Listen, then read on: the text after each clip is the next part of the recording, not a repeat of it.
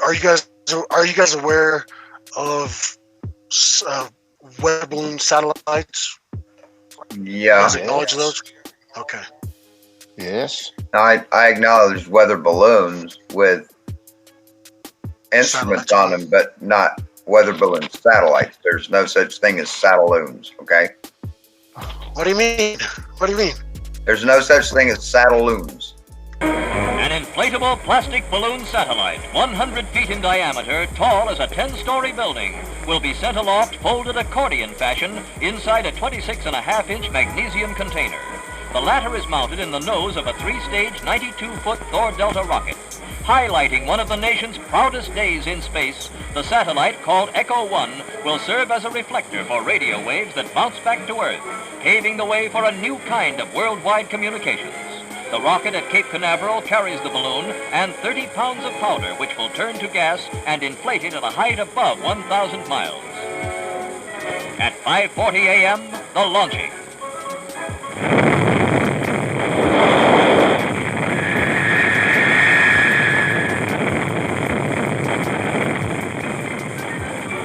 Then the tense moments while the rocket goes through the separation of the stages.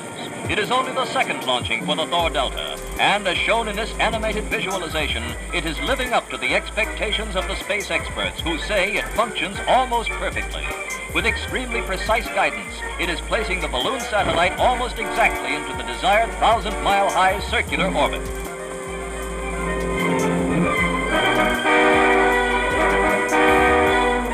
33 minutes after launching, the balloon is released and inflated by the powder inside, which turns from a solid into gas under the sun's temperature. The big balloon, visible like a bright star, quickly bounces a recorded message by President Eisenhower between stations in California and New Jersey. And here in Washington, the chief executive listens to his own voice as it sounded when bounced from the orbiting satellite. It is a great personal satisfaction to participate in this first experiment in communications involving the use of the satellite balloon known as Echo. This is one more significant step in the United States program of space research and exploration. Okay, There's so no what's a such thing satellite? as balloons What's a as satellite? satellites. Really? Yes, absolutely, really. And you're willing to stand by that, right? Yeah, absolutely.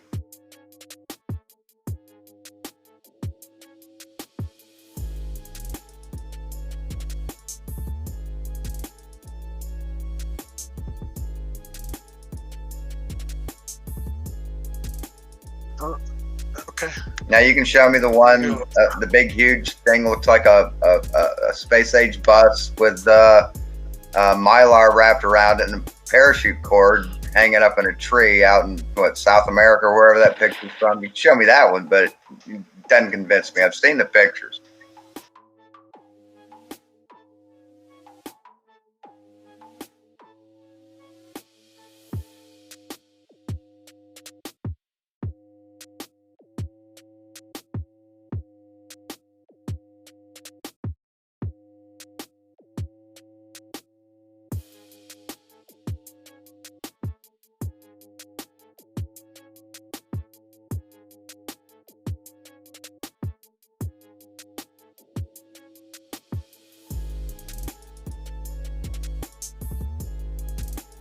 And those are weather balloons that have crashed. Those aren't satellites that NASA claims are up in space orbiting that have just happened to crash. That's not what that is. That's a satellite. That's a weather balloon. In space. They're not in space. I'll Yeah, agree with that absolutely. part. Satellites are in space. Are They're- you kidding me? No, I'm talking about the there is satelloons, and No. There's weather balloons. oh man, there's just weather balloons, huh? Yeah, but They the have- things that we bounce I'm trying to- cell phone stuff off of, and the stuff we bounce like media, cable or internet and satellite, TV. While many of us take the internet for granted, large parts of the world are still unconnected. In big towns and cities, providing connectivity with cell towers is economical, as there are lots of people there wanting to connect. But the further away from these towns and cities you go, the fewer people there are, until eventually connectivity just stops. To bring the internet to people in these areas, we need to look up, way up, into the stratosphere. From here, we can provide connectivity across much larger areas, bringing the benefits of the internet to more people. So how do we get there? With balloons. Really big balloons. Beginning their journey from one of our custom-built balloon launchers, our balloons are filled with lighter-than-air gas and released up into the skies. Rising 20 kilometers into the stratosphere, loon balloons float twice as high as airplanes, well above weather and wildlife. To get to where they need to go, loon balloons sail the winds by moving up or down into different wind currents traveling in different directions, joining other balloons in small teams over areas where connectivity is needed. Ground stations connected to local internet service providers send signal up to the balloons and then back down to the ground over large distances, allowing people to connect directly to the internet with an LTE mobile phone.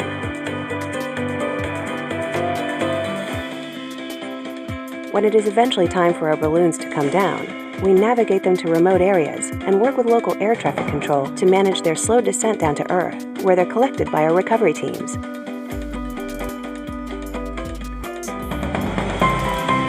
By repeating this process at scale, we hope to provide continued connectivity to users on the ground, bringing the internet to more people in more places around the world.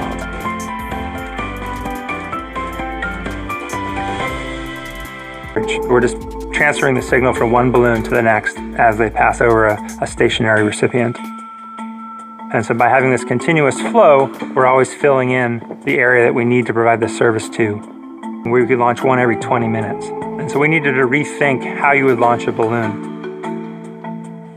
We wanted to develop a launch system that would allow us to block the wind as much as possible, and it could launch balloons from a number of different remote locations and be nimble enough to deploy into a new area as we expanded the program.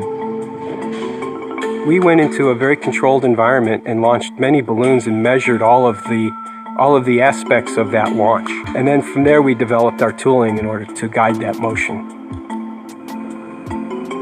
The auto launcher is 45 feet wide and 55 feet tall. The system is the 4-tired steerable gantry crane, and we outfitted it with hangar doors that allows it to become a wind block. It's a highly customized piece of equipment. There's nothing else like this in the world. We lift the balloon right out of the box, so we don't ever have to do any extra handling to the balloon. We have jib cranes to lift up the balloon at the top of the balloon to secure it while we're filling it. The wind does not bother the team because we have the ability to steer the crane, so we're always downwind. And when we're in the right wind pattern, we lift the entire perch up, and then we angle the perch, and then we launch the balloon. So where we had 16 people launching a balloon, we now can do it with 4 people, and we can do it in a very short period of time. We can now launch at will instead of at will of the weather, and we can launch in a consistent manner. Cost is also a factor. NOAA's 4 new geostationary weather satellites are estimated to cost $11 billion, whereas a balloon flight might cost just a few $100,000, with new technologies that are enabling balloons to hover over one spot. These balloons rise and fall in the stratosphere, catching countervailing breezes that allow them to stay roughly in the same place. What can a balloon with a scientific payload do? It can look down at the Earth, checking on storms or animal migrations. It can look out into space, peering at the surface of the sun or collecting cosmic rays. It can even do things in the stratosphere, like studying how ice crystals could reflect sunlight and cool the planet. How do you keep a balloon stable enough to use a telescope? Gyroscopes can help keep a platform pointed at its target, even as it sits in a twisting gondola.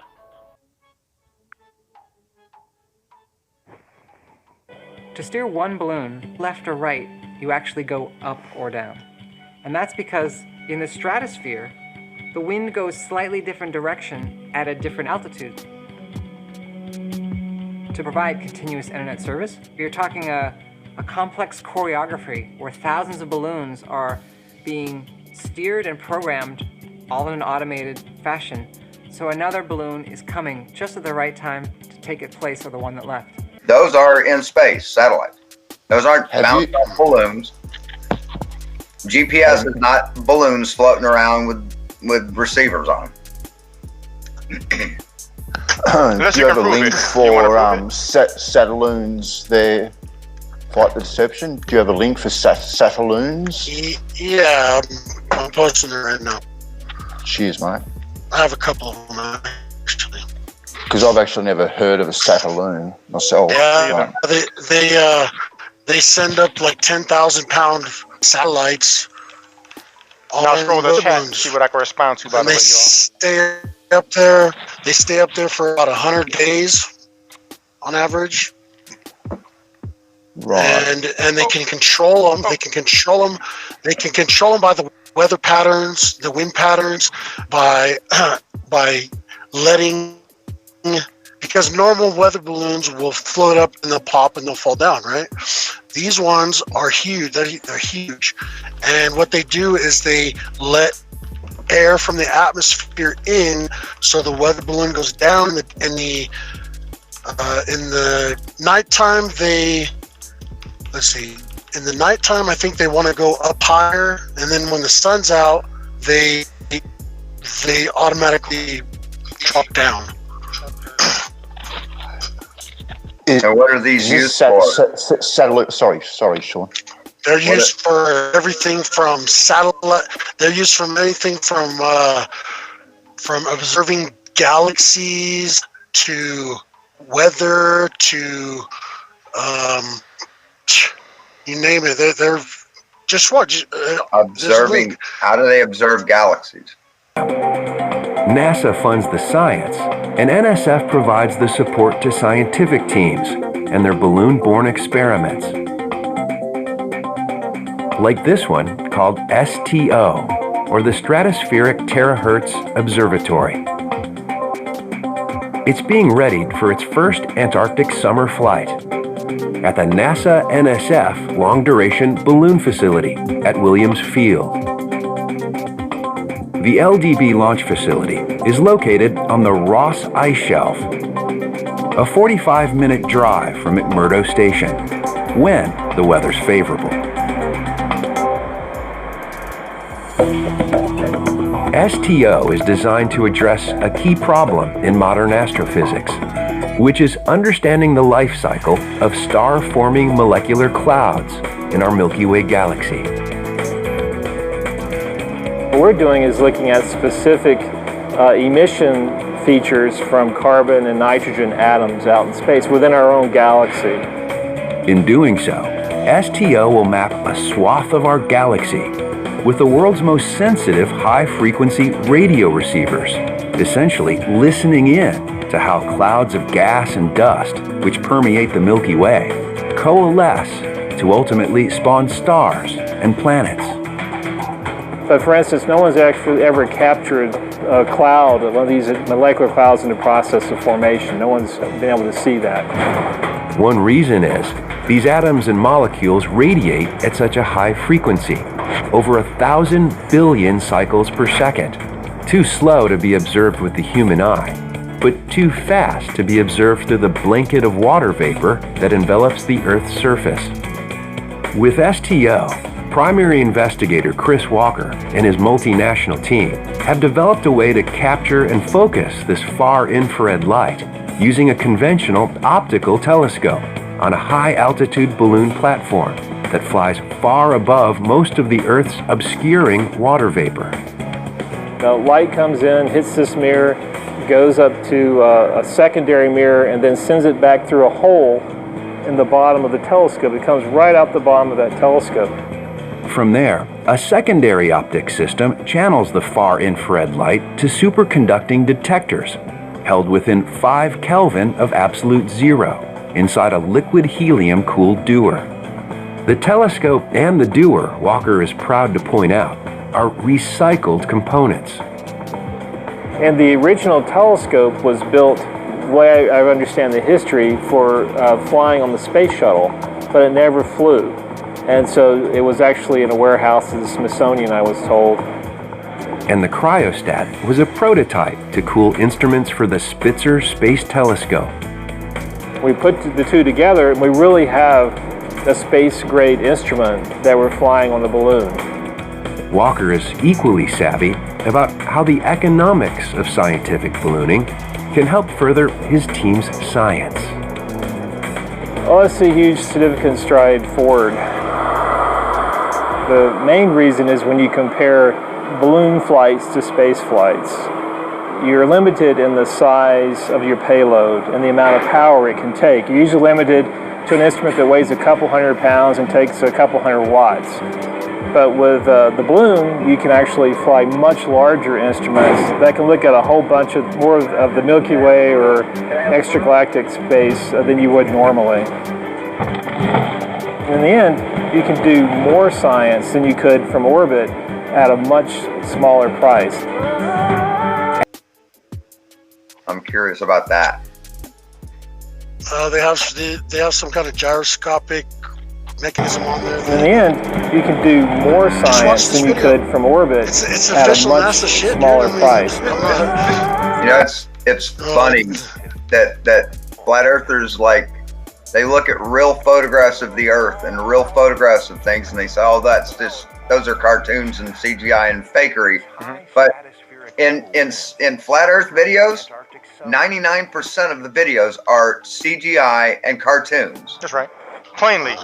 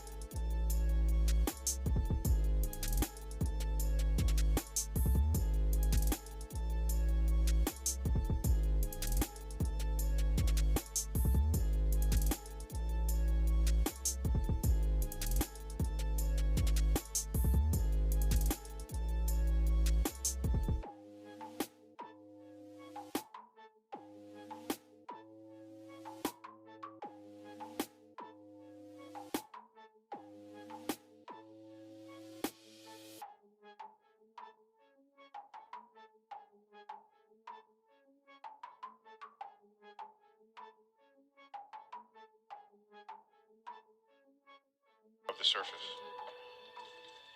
And the dude who jumped out of a perfectly good balloon, what's his name? Felix Baumgartner. He would have been about 2 millimeters above the surface of this globe. That's his edge of space jump.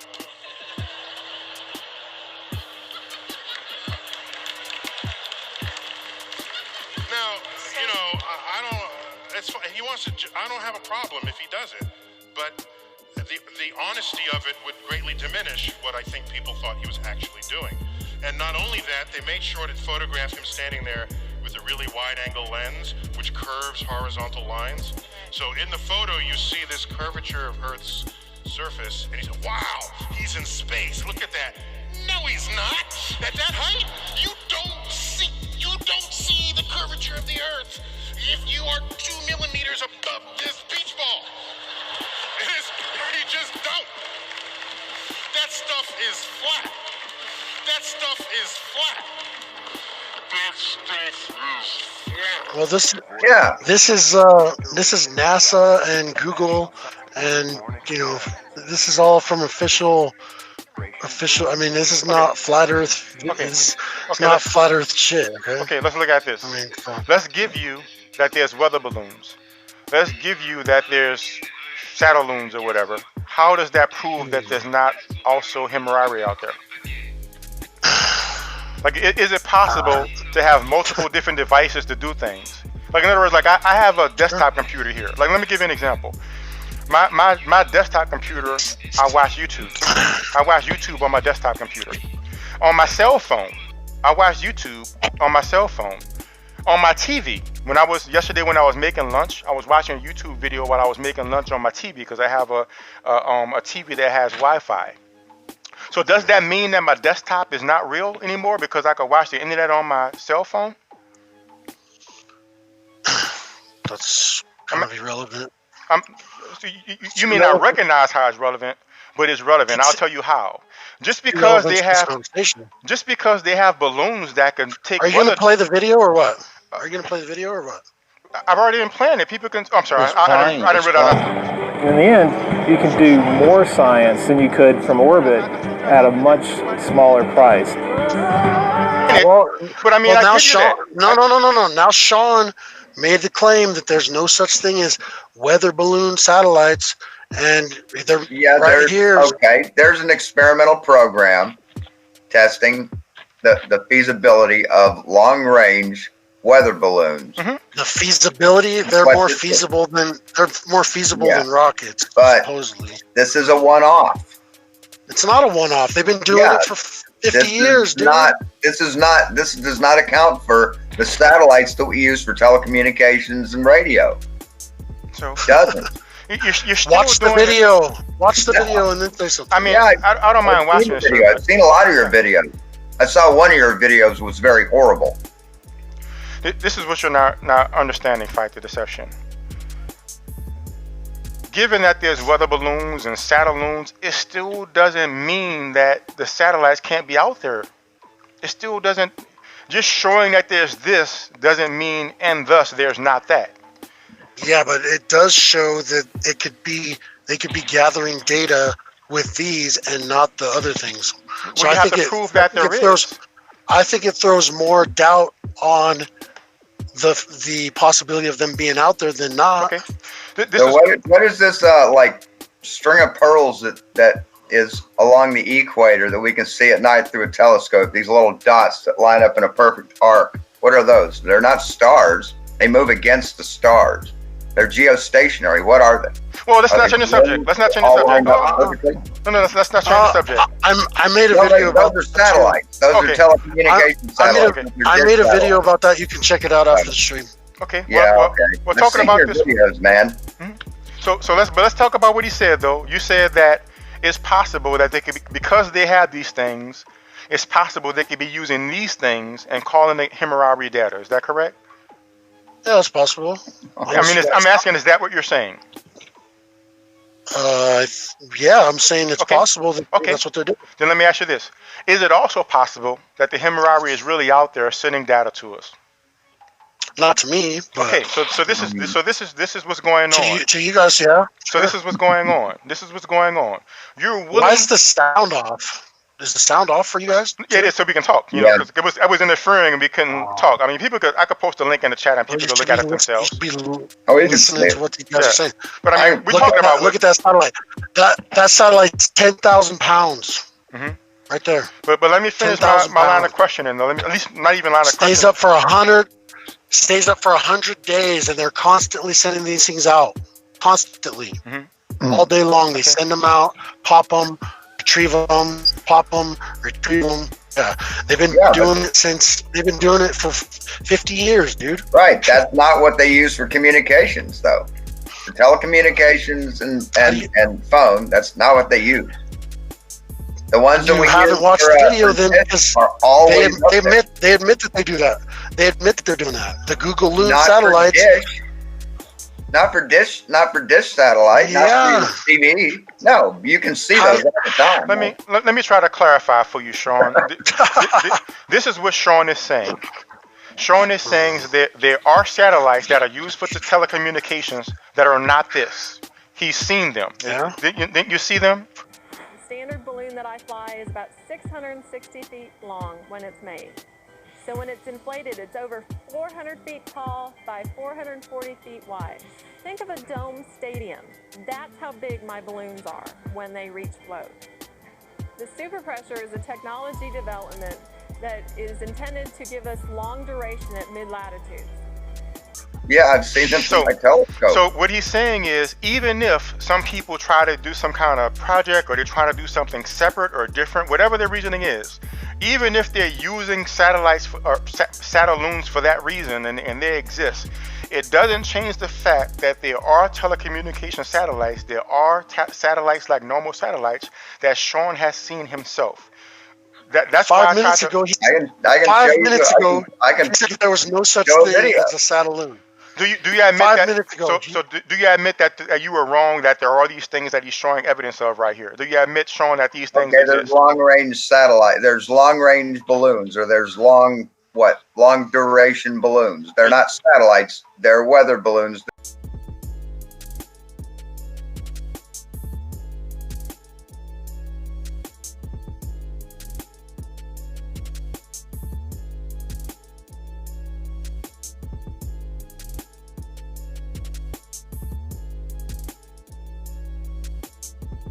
Weather balloons that stay up for a long period of time.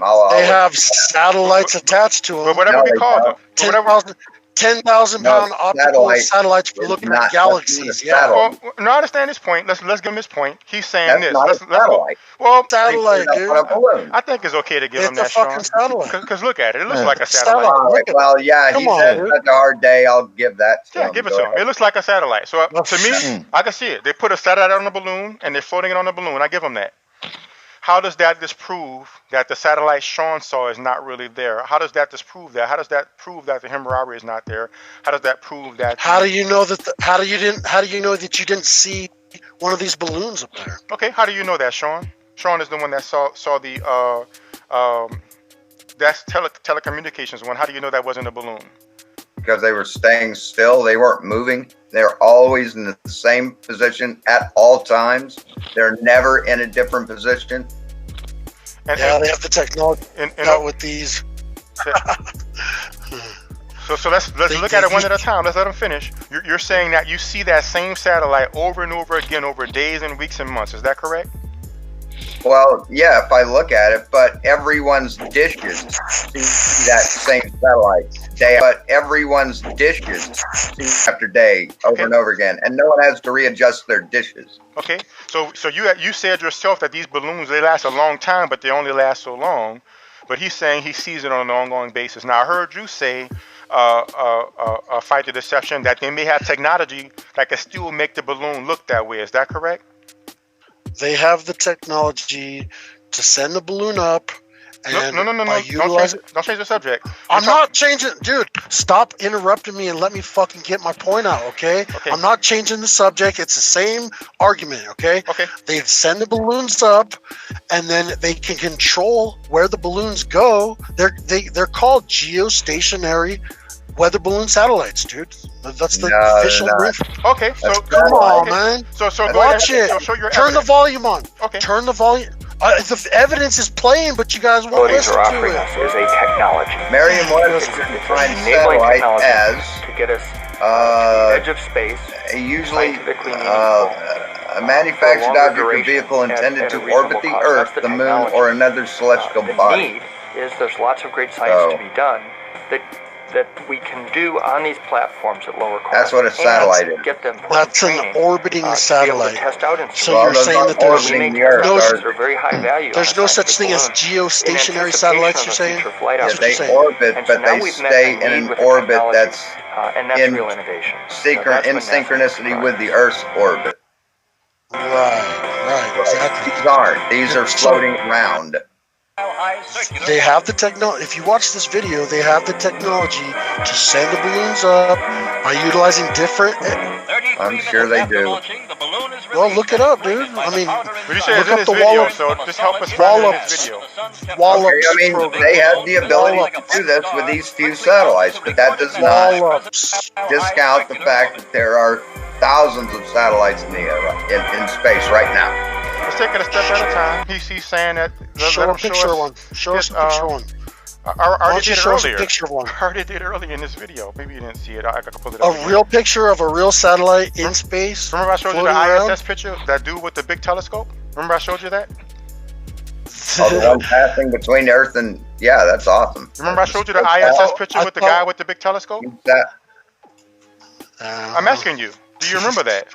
Yeah, no, Okay, I then. do. So I did. I show you. remember. So I did show you. So I'm not saying that that's real, but the ham radio club that I got my license at, their club put a satellite on a NASA rocket and sent it into space. They put up a ham sat. One balloon to provide real power. I wasn't there when they did it, So but then you they try did to it. That's find one of their locations around the world that had zero wind. They had some, But then you're some limited engineers build one. At a reasonable cost. It's a 2-meter repeater. They put it out. You can talk to it. You can communicate with it.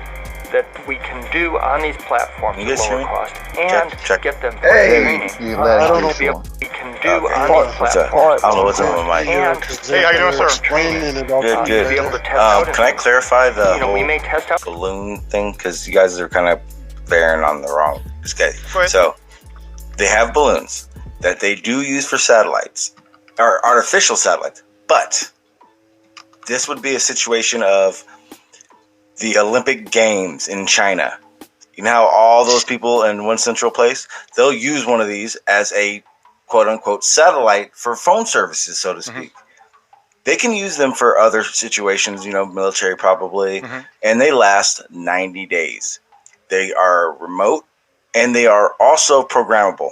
You can go to Raven Aerostar. They're like the leading guys in doing this. They've been doing it for a very long time. And I know this because it's kind of part of that geoengineering crap I do. Awesome. But there's a few different types of balloons that you guys are talking about. But even then, you would need a lot more balloons to say have a GPS system.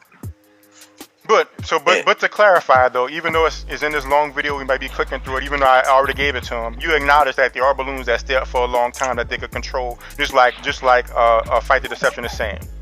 Yeah, 99 days or 90 days, and right now there are other experimental tests to try to get it to do 180 right now. But again, they're not capable of doing the same things that we know satellites do. We don't have to go there. But I'm just clarify. Where's your proof? Fight the Deception, that's really what the ISS and the Himrari and all those things are. Oh, definitely not that high. Oh, no. But definitely doesn't move like that, no. Hey, can I present my screen? Well, let's get his answer first, though, but certainly after that. So what's your proof that the Himrari and all of that is really those things? It's all in the video, dude. We've already given you the fact that those things exist, but you're not still proving that that's what the Himrari is. Here's one thing that I was trying to get out earlier, but you kept interrupting me. Okay, about a year and a half ago, I had the ISS tracker, like I was saying. Okay, it notified me that Iridium 77 was going to be passing by my location. Okay, in 10 minutes.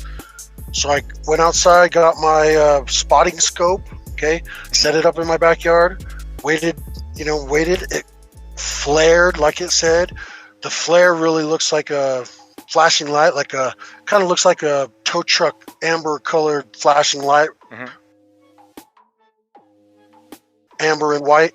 Okay, it flashed for, I don't know, maybe 5-6 seconds. and it was 3:20 in the morning. Okay.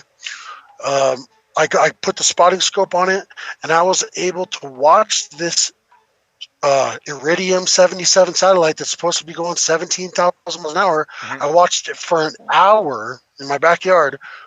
I came inside at about 4:10. It was about 50 minutes that I watched it. Okay. And I finally came inside because the mosquitoes were out and they were starting to bite me. So I came inside. I made a pizza, okay, a cheap pizza. I sat down on the couch in my living room, and okay, now when it said, because I was watching it and I was looking at this app, this tracker app, okay, that was telling me, oh, it's over the North Pole. Oh, it's, and then as it went over the North Pole, supposedly, but I could still see it, the app crashed. Okay, the NASA app crashed, and I tried to reload it, and when I reloaded it, it didn't have Iridium 77 on the list anymore. Okay, so I was like, well, I know that NASA and the Air Force have a website. You're on the Earth, you couldn't. So I went. Wouldn't be on the list. Jared, shut the fuck up for a minute, would you? Hang on, I got a question. Why did you go to a NASA site? Because NASA doesn't. I don't think NASA has a satellite tracker. I think you would go somewhere else. And I was going to ask, did you check to see if it was it a geostationary satellite? That's all I want to ask. Will you let me finish? That way, so after that way I can finishes, then Sean will talk. I can get it out, and then you guys can try to pick it apart from there. Okay. I just wanted. So I was going to ask what the name was again. Let's let him finish, and then Sean will present, and then we can talk about it all. Can you guys not hear me or what? We can hear you. Keep going. Yeah, go on. Iridium 77. Okay. Thank you. That was the one that I was watching. Okay, as it said it was going over the North Pole, the app crashed. I tried to reload it, and it no longer had Iridium 77 on the list of satellites anymore. Okay, so I went to NASA/Air Force website, which there is one, and they're supposed to track all satellites that are in the air all the time. Okay. So I went to that site. I typed in Iridium 77, and it said that it was directly over the Indian Ocean, but I could still see it in my backyard. Okay. Now, so I watched it for a little while. Like I said, it was about 50 minutes. I came back inside because the mosquitoes were biting me, sat down on the couch, and the app went off, and it said, oh, Iridium 86 is going to be passing by your location in about 10 minutes. And the way that these apps work is you point your phone up into the sky to a certain part of the sky, and it tells you which direction it's going to be coming from, so that way you can see it. Okay. So I pointed my phone up, and what do you know? It was in the same place that like I said, I watched this thing for 50 minutes. The only reason I came inside was because mosquitoes. I was still watching it. I sat down on the couch, pointed my phone up, and they said, oh, Iridium 86 is going to be come by your location in 10 minutes. And it was in the same place that fucking Iridium 77 where I quit watching it at. So basically, in my opinion, they have these balloons or whatever the fuck they are. They turn on a flashing light at a certain time of the day or a certain time of the night, because it couldn't have been the sun because it was 3-something in the morning. Okay. They turn on a little flashing light to get you excited or whatever the fuck, and then they shut the light off, and then they turn it back on at another time, calling it a different satellite. They just changed the name. So to make sure I'm understanding properly, you're saying that's a balloon satellite in the same place, but they change the name of it and say, oh, this one is coming over, because they have to pretend that it's really orbiting the Earth, but really it's the same satellite that they give a different name to, and people look. That's what I think. Okay, but thank you for sharing. I mean, back then, I wasn't real. I was still really trying to investigate whether or not this shit was true and NASA was lying and all this. I was really investigating. I was putting in a lot of hours watching the ISS feeds and all the different, shit, trying to track these satellites, trying to get footage of the ISS and all that.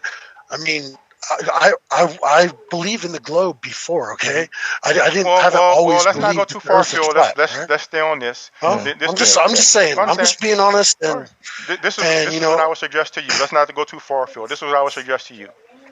I would suggest that if data is saying the satellite is moving over, and you're seeing something that's stationary, I would suggest you're probably not looking at the right satellite.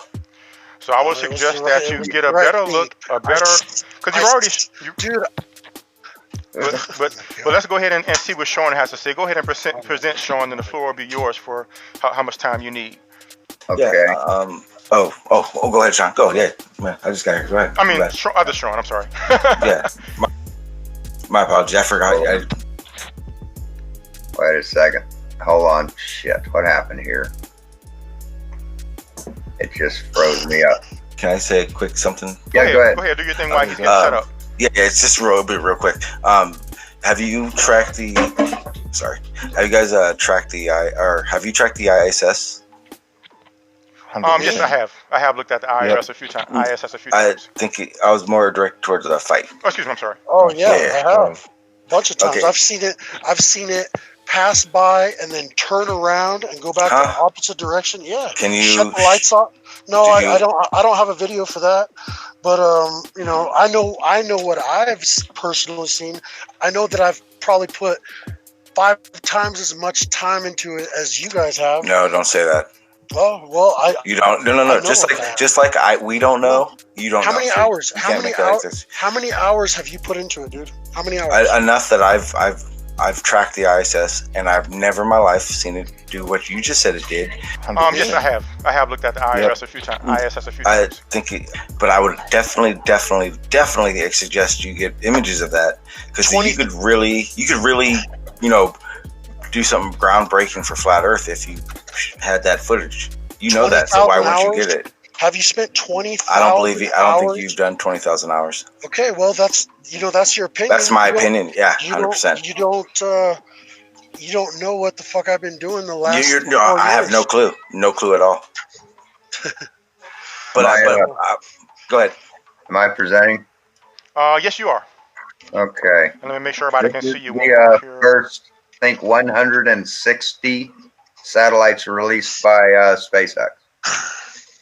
And this is the first launching of the thing that will eventually become, I think, Skynet, but that's just me. Okay. But are those balloons? What are those, man? I don't know. They are planes, man. They're going way too fast. I made a video about this. And they're in space. I made a video about it. Just remember, you can't travel that fast in our atmosphere. No, those are going incredibly fast. So what's your response to showing Fight the Deception? Well, I have a video that I made about it. Okay, so he's gonna answer you with a video he made, and we'll watch this video. Okay, cool. I thought you said you hadn't seen that. Good point, Sean. Are you doing the ISS one? Oh, that'd be awesome. I want to see it turn back. And also, actually, matter of fact, I made 2 videos about this, and I didn't actually just see the one that Sean shared. Actually, well, you should look at it. I mean, if you want to, how can you respond to his point if you didn't see it? I mean, that's what you was telling us, and we was trying to look at what you were saying. Well, because I know what he's talking about, and but I don't know if it's the same exact footage. So play it again. All right. It's interesting that when I was trying to do that, when I was like, we already know, keep going. You was like, no, we got to see it, show it. And I was like, we already know, we give you that. And you're like, no, but you're doing that now. You're like, I already know what he's talking about. Let's go. I don't mind doing that. If you know what he's talking about and you can give him that, I don't mind moving forward. But I just noticed how y'all do the double standard thing. I was moving from the garage back into the house, kind of carrying a bunch of cords and shit. So Sean, would you share that video one more time, please? And I'll put it big for him so he can see it. Is it green or is it black and white? Right now, you should see Sean's face in big and No, I could see it, right. But I was just saying, is the video green or is it black and white? I saw it when it was black and white when I saw it. Shit! Actually, hold on a second. And here's guy took a video of Astra 2C. Here's the geostationary satellite. I'm not sharing him. Play the first one again. Play the other one first. Okay, hold on. And would you put the link in the Hangout as well? I mean, I could actually even just share it. Sure. Yeah, here's the one. Let's start back from the beginning. Leave Robert, I can see it. You there? You got me? Yeah, everybody can see it. It's like the main thing on the screen there. Everybody can see what it looks like. And those will eventually deploy off their line into, they'll position Now watch, as the camera moves, most of the stars move with the camera. Watch. Right, because the telescope that is looking at those is locked onto the stars. Oh, I know, but when it moves, when the telescope moves, see the stars are moving with the telescope? No, they aren't. Okay, bullshit. Let's see. No, they are, dude. Oh, let's show it again. Let's see. Let's look at the evidence. Okay, let's go back. Well, I mean, the dots that are burned into the screen temporarily. Stars. Listen, the fixed stars. Right, the ones that are kind of burned into the screen temporarily. They stay in the same place on the screen. Hey, Sean. Right, and then they fade out, right? That went fast.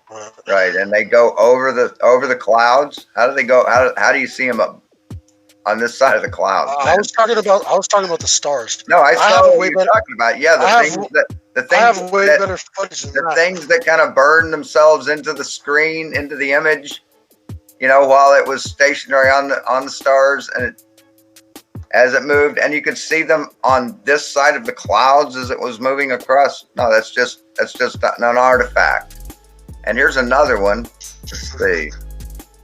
This is various geostationary satellites moving along their orbital paths.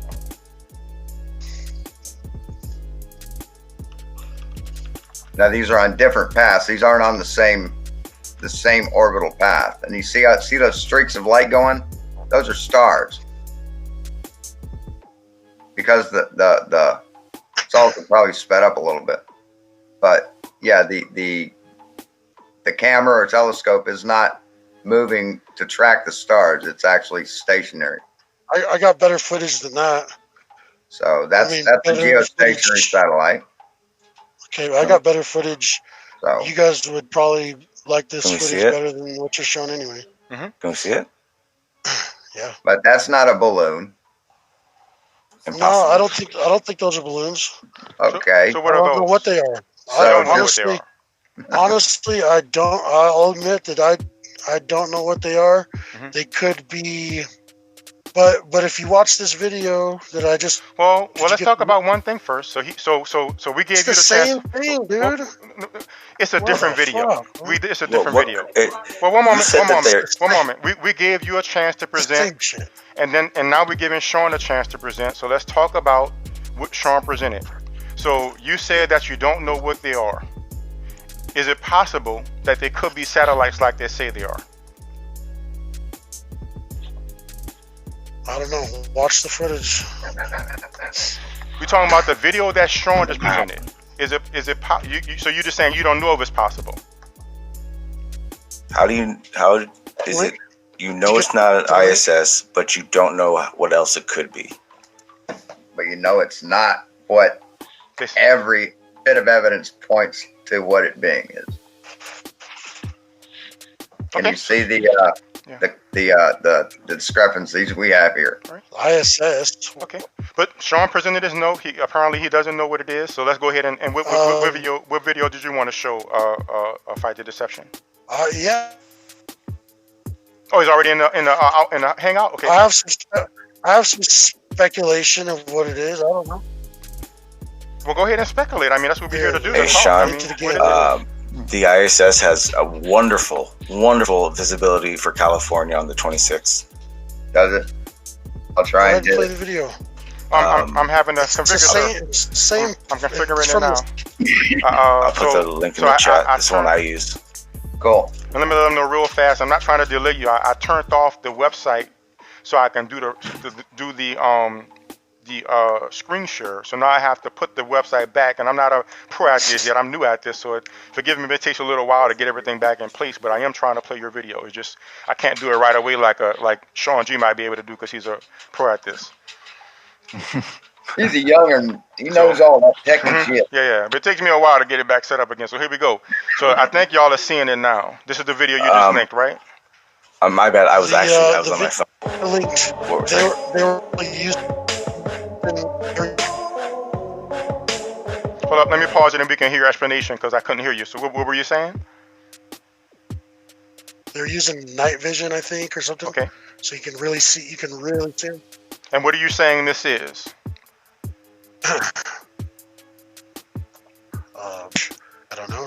I mean, they're using some kind of night vision telescope or some kind of night vision instead of black and white. Hey, Sean. So you can see more of it than. Sean. Okay. Did he say this was his evidence? Yeah, he doesn't know what it is. Yeah. No. All right, but let's go. I didn't say evidence. Oh, okay. That's why I asked. I was asking. Video playing or? What is? Okay, it's playing right now. Video playing? So go ahead and take a look at it. It's fine. It's fine. You can't see. Yeah, that's the SpaceX satellite. Press Daryl's icon and you'll be able to see it, mate. Yes, it's. I should be presenting it, I believe, inside the Hangout. Am I? You are now. No, it's on my iPhone. I'm sorry. Yeah. There we go. Now you can see it. That looks like the SpaceX launch. The link, the Starlink. Yeah. Okay, so let's go back and look at it one more time, so everybody can see it now. Hey, Sean, did you ever hear my my SpaceX launching experience? Oh, sorry. No. I didn't. Maybe mistake and click pause. Okay. Okay, so I'm sorry. You remember when they launched out of LA? Wherever the hell that is. Okay, well, they launched south. And at the time, I was living in the mountains here in San Diego, and I didn't know they were launching. So I walk outside to smoke a cigarette. You see these things kind of have. Hang on, I'll finish in a second. Almost like a filament in between them, almost like a rope or some kind of a string. I don't know.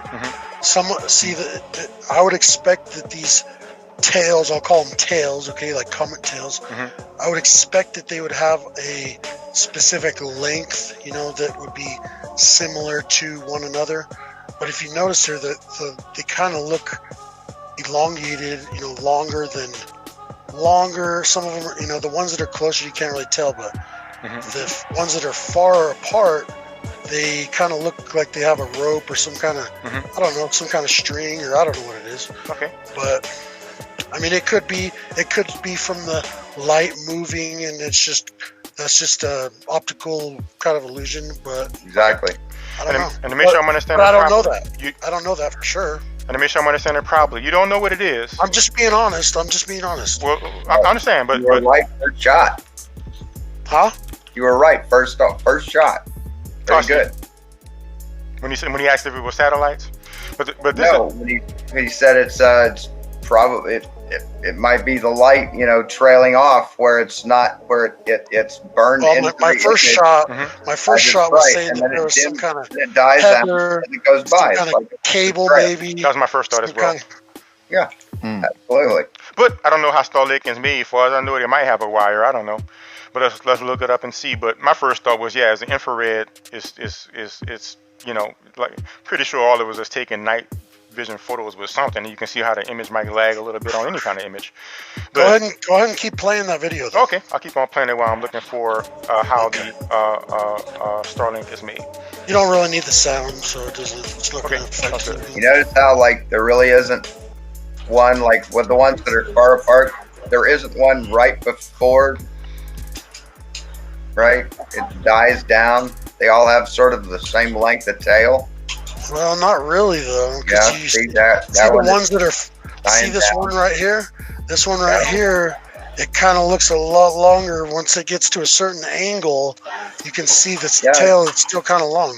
Yeah, that's artifacting from compression. Maybe. Yeah. Could be. So look There's at no rope there. Where is it right there? I'll back that one up just a little bit so we can see. We had enough time for it to completely die down out of the system, out of the image, and now it's dark. Now it's just a dark screen, or dark. Now it's a flat. See that? And one follows close behind it, so it reignites basically that after image, before, because it didn't go away yet. Yep. Good eye, Sean. So what do you say now, Fight the Deception? Like I said, I don't know. Some of them look longer than others. Some of them don't. Yeah. Keep playing it. Keep playing it. You're still playing? I'm sorry. I didn't mean to minimize it. So this is my question, and it's really interesting to me.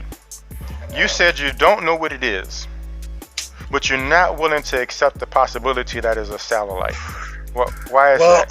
The thing is these things are only like about between 100 and 500 pounds a piece, supposedly. These right here? And they're supposed to be, I think, what did I read? Like 1,200 miles or some shit like that away from the Earth.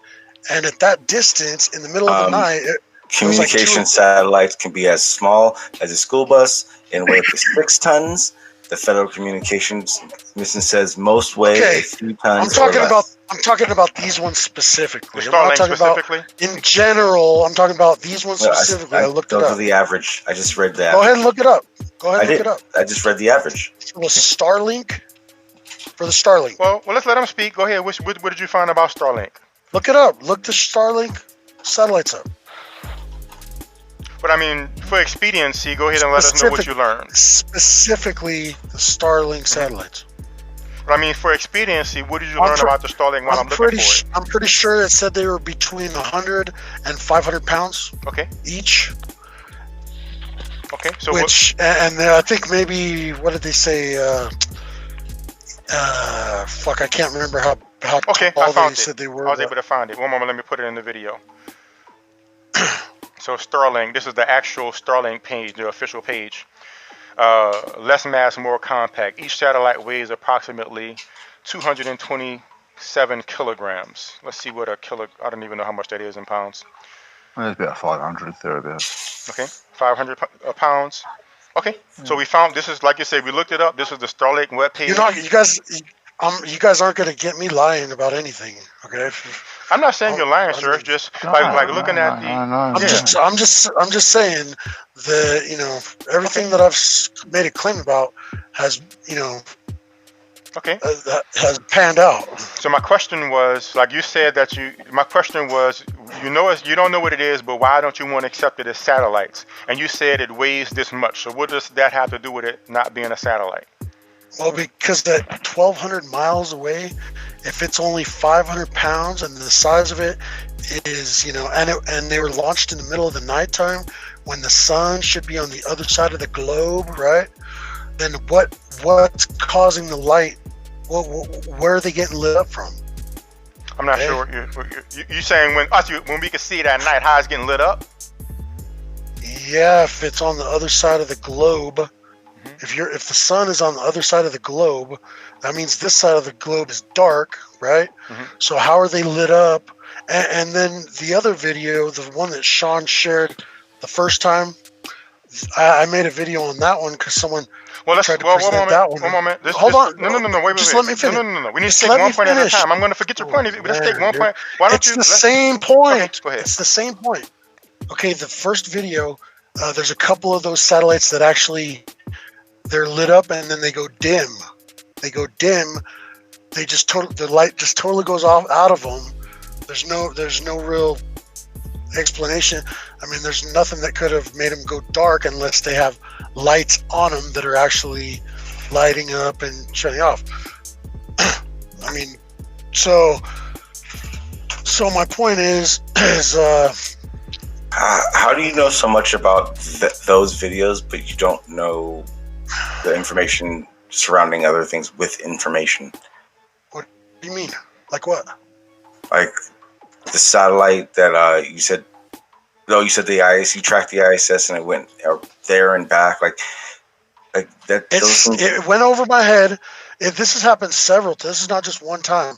It went over my head. The light was on bright, and then the light just turned off. And it stopped and turned around and went back the way it came from. And no, I don't have a video of that. But I mean, how do you know that was the ISS? I wasn't, because I looked at the app, dude. I looked at the app showed it going back. It showed it going back the other way. No, it showed it supposedly going over the top of me, and then it, I saw it turn around though. They have some kind of lights on there, kind of like a cop car light or something. They You turn don't on see at those. You don't. No. You don't see. It's too Yeah, high. they do. No. It's too What do you high mean? for that. The reason you see it is because the sun's glare off of it. Dude, I see it at 3 a.m. too. That's Okay, a well bullshit then, story. wherever you're at, it's either the fact that the sun's coming up from the east. I live at really high elevation. Oh, that helps. That helps. 7,600 feet. That's helps a lot for that observation as well. Then, because what time's the sun rise where you're at? Well, the light, it starts getting light. I can see the light hit on the top of a mountain. I have mountains all around me that are, up to 12,000 feet. I can see the sun hit onto a mountain about 5 o'clock maybe. But by the time the sun actually direct sunlight gets here, it's not until about like 7. It's not for like a couple more hours. Yeah, that doesn't matter. So at 3 a.m, the ISS would be visible because the sun's rays that are not hitting Earth are going to hit it still. It's not just at 3 a.m. It's at all times of the morning. It's at all times of dark. I see it at all times of the dark, at all times of night, morning. And you don't document any of these anomalies? You see ISS at all times of the day and night. Well, not in the daytime. That counts as an anomaly. Yeah. Just so you know. Yeah. It happens all the time. But let me make sure I'm straight though. Are you looking at this with your naked eye? It does. It does for me. You could go out right now if it was nighttime, and you'd look up and you could see the ISS. I've only just made your eyeballs. visual Well, I don't know if contact it's with my naked eye. It's Yes, just I the do. light in the sky. No, stop. I've made observation of the ISS twice. The first time I wasn't 100% sure. Second time, 1,000% sure that I had observed the ISS. Yes. Only twice, and never have I seen it do that. And I've seen it probably 50 or more times. That's how much time I've put into it. This is the key, though. This is the key. Did you say that it looks like a light in the sky? Yeah, it's a light in the sky. How do you know that's the ISS? It takes about 6. Well, the ISS tracker app tells me that that's what it is. Let me ask you this: Is it possible that you're intending to look at the ISS? And you're trying to look at the ISS, but you happen to see the wrong thing. You happen to look at the wrong thing and mistake it to be the ISS. Is that possible? Well, here's the best part about that. No, it's not here's possible. the thing. It's not possible With the distance that they tell us it's at, and the time it takes to track your sky, was only possible from that distance at that speed, which cannot be done in our atmosphere. That's kind of an issue. What are you talking about? So when I observe the ISS and I track it in my sky, when I look on my tracker, I look where I'm going to be able to see it from, and I see a light that tracks across my sky. The time it takes to cross my sky is accurate with something that is 200 or let's say 300 miles away, tracking across the sky at 17,000 miles an hour. So how many minutes does it take? It takes about seconds. That's how we know. It takes seconds. Yeah, dude, it goes fast, man. That's it. No. That's the best part. That's how we know it's traveling at such a high speed. Because if it took minutes, I would say 1,000 miles an hour is the fastest anything could go and take minutes across your sky. But 17,000 miles. 17,000 travel takes 3,000 miles. At 17,000 seconds. Seconds is all it takes. Wow, that's incredible. Maybe it's just because of my elevation. No. Dude, I live in the mountains too. I live in the mountains too. That doesn't work. Sorry, I live in the mountains too, and I lived at 10,000 feet. You live at 10,000 feet right now. Big Bear, yeah, Big Bear. I know, no, not right the second, no. But when I made my observations, I did. So letting you know, your altitude only makes it better. There's less atmosphere and less light pollution. So I don't think you were observing the ISS when you said you did. Okay. This is all you have to do. I've seen it twice now, and it lasts 20 seconds, maybe thereabouts, maybe 25. Wow. The longest in my area is 6 minutes, and that's on a good day, like really. Wow. The longest in my area is 6 minutes, and that's on a good day, like really.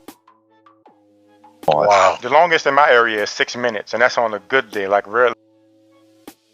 Wow. The longest in my area is 6 minutes, and that's on a good day, like really. Wow. The longest in my area is 6 minutes, and that's on a good day, like really, like once a month or twice a month. Yeah. Thank you.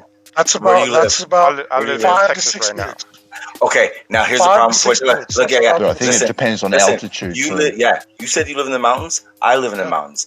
The reason why we have seconds is because we don't live on a plane that's flat like Texas is, where they get to see a lot further because they don't have mountains in their way. That's why he would get it longer. The higher up you are, the easier the it's gonna better, be to see.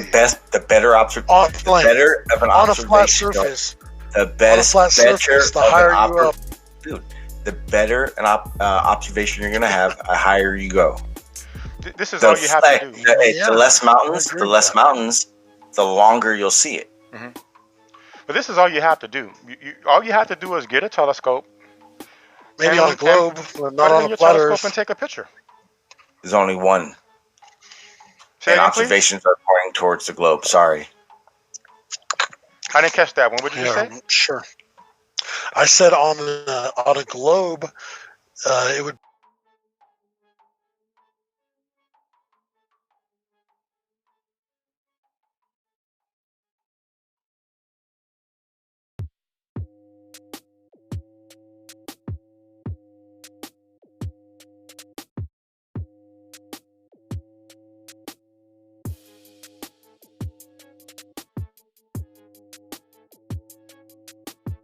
Be he would have been right. Okay, so wait. If you're up taller in the mountains, you're going to see farther. Okay, so then how far can you see? Like how far can you see? Like Daryl said a minute ago, I'm not I've asking Daryl, tracked I'm it, asking and it's you. about 5 to 6 minutes. I've seen it. No, I Numerous asked times. you how far can you see? Well, supposedly, if the ISS is where they say it is, I can see all the way to California and all the way to New York. These anomalies. This is I don't believe that, but according to the ISS tracker, No, stop. Why are you saying the ISS tracker? I'm asking you because how far it tells you can you. see. I'm asking you how far you can see because you live in the mountains. How far I can see? I can see 100 miles. It depends if I go up to the top of the mountain. If I go up to the top of the mountain, it depends how how much smoke there is, how much fucking chemtrails has been sprayed, Chemtrails aren't how real. much. Oh, come on, dude. Are you serious right now? No. Check this. I do geoengineering, weather modification, and weather cloud seeding. Trust me, I know chemtrails isn't real. What's Operation 112? Whoa, before we no. Let's not go too far. We're talking about no. We're talking about Operation satellites. The CIA. Wait. The CIA. No. Sean, let's not right? go into chemtrails. Let's stay with the satellites. So we're talking about how far he can see, so we can establish satellites. How far can you get off the chemtrails? How far can you see? Yeah, sorry. How far can you see? It depends on how much stuff's in On the the atmosphere. best day But you've had.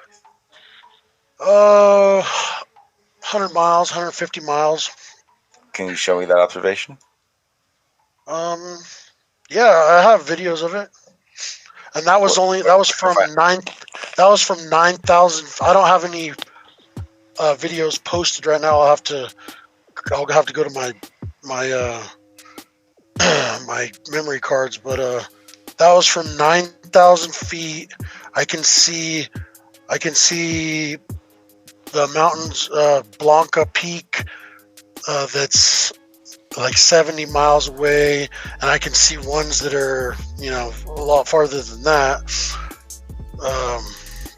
With my P900, easy. And that's only because the atmosphere, you know, the atmosphere stacks up all the little particulates. You're looking through, you know, it's not like looking up straight up. You're looking through a layer that's, you know, horizontal layer of smoke and dust and, you know, all the shit that's in the air. So you just can't see that far. But if there wasn't all that shit in the air, you can see a lot farther than that. It's because there's more atmosphere. Particulates in the atmosphere. Yeah, more atmosphere. Atmosphere. That's what it is.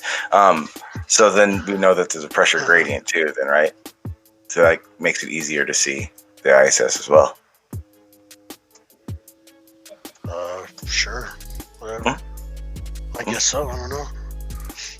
Well, we know. So Project 112 or Project LAC, Operation Shad, Operation Sea Spray. None of these are real. They're all fake, huh? What were the intentions? What were the intentions of them? Chemical weapon dispersal. When? What year? Shit, they've been doing them for a long time. Project Shad was the one. Project Shad was the one that actually brought it all out because there was a bunch of veterans who were trying to get disability. Are you going to interrupt, or are you going to let me talk? Oh, I'm going to teach you something. Okay. Go ahead. Project Shad was, okay, here it is. An acronym for Shipboard Hazard and Defense. It was part of a larger effort called Project 112, which was conducted during the 1960s. Project SAD encompassed tests designed to identify U.S. warships' vulnerabilities to attacks with chemical agents or biological warfare agents, and to develop procedures to respond to such attacks while maintaining a war-fighting capability. Now, this is the one that uncovered the rest of them, but Operation LAC.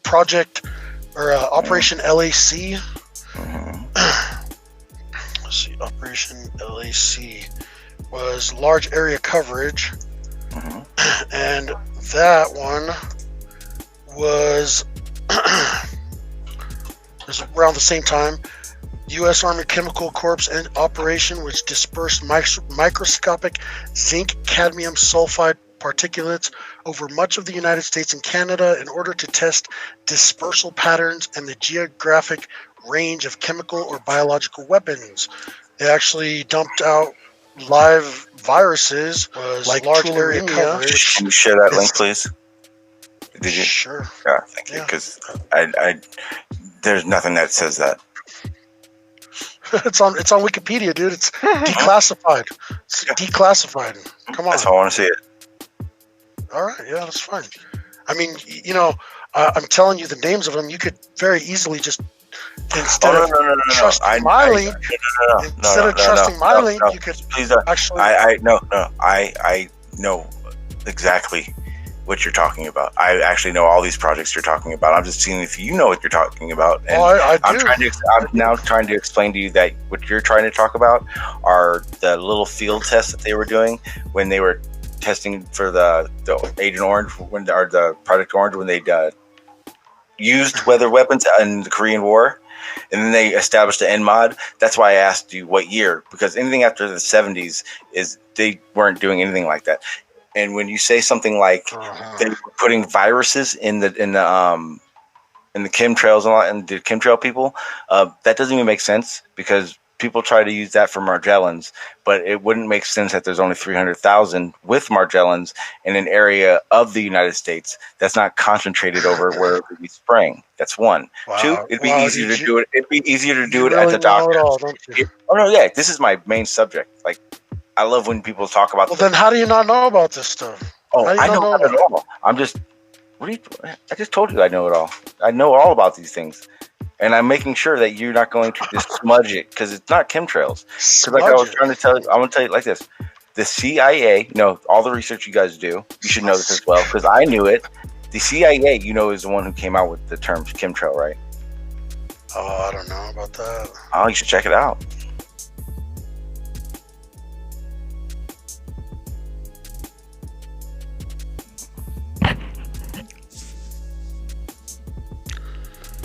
Chemtrail. Chemical and biological agents left in the sky by high-flying aircraft.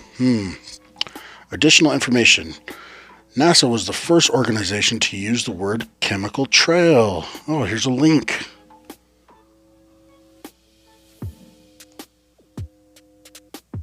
Well, let me click on it, so I'm going to have to...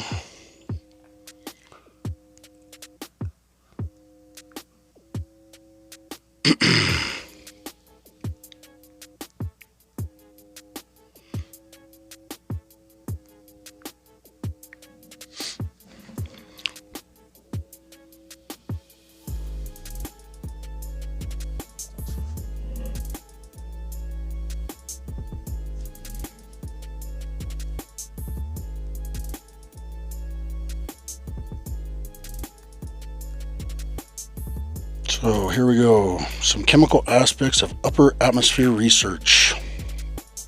I'm not going to read through all this. I am going to scroll down here to page 7.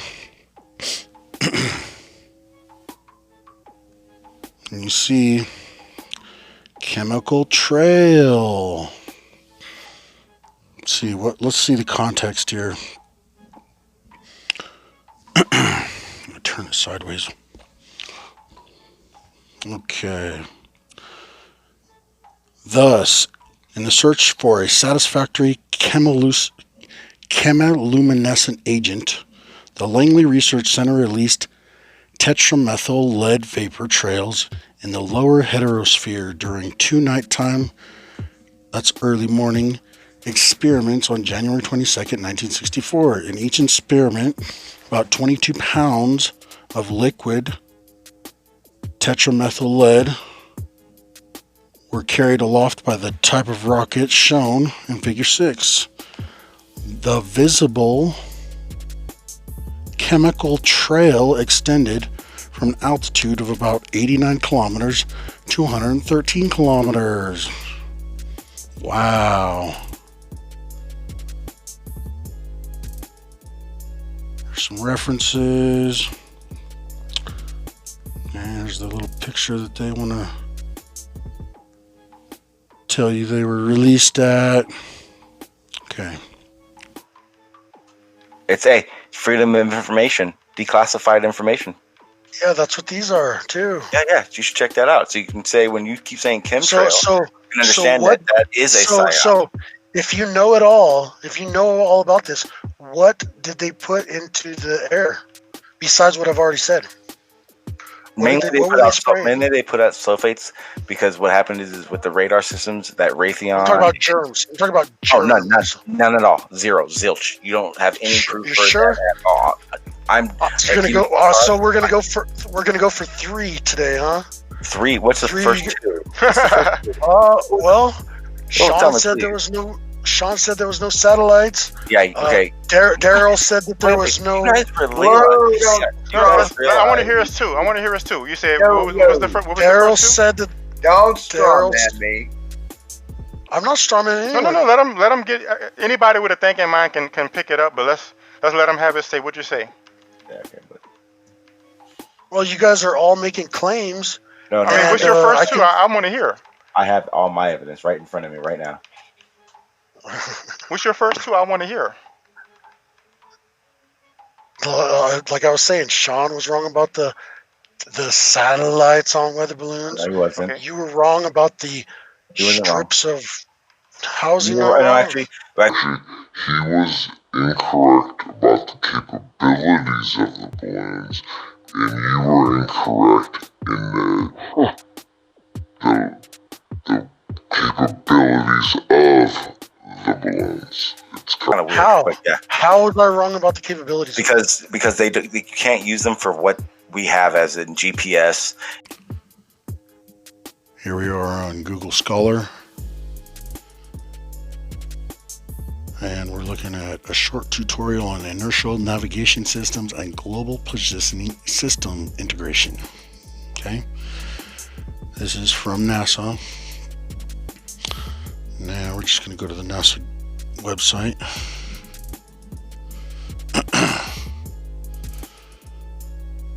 The purpose of this document, okay, wait a minute. Let me just go to the full document here.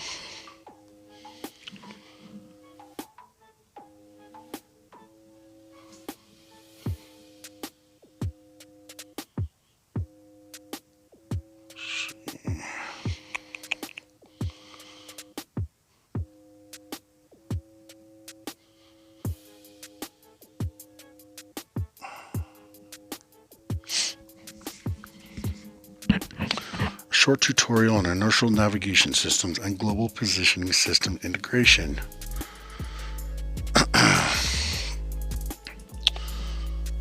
Now, I'll scroll down here a little bit.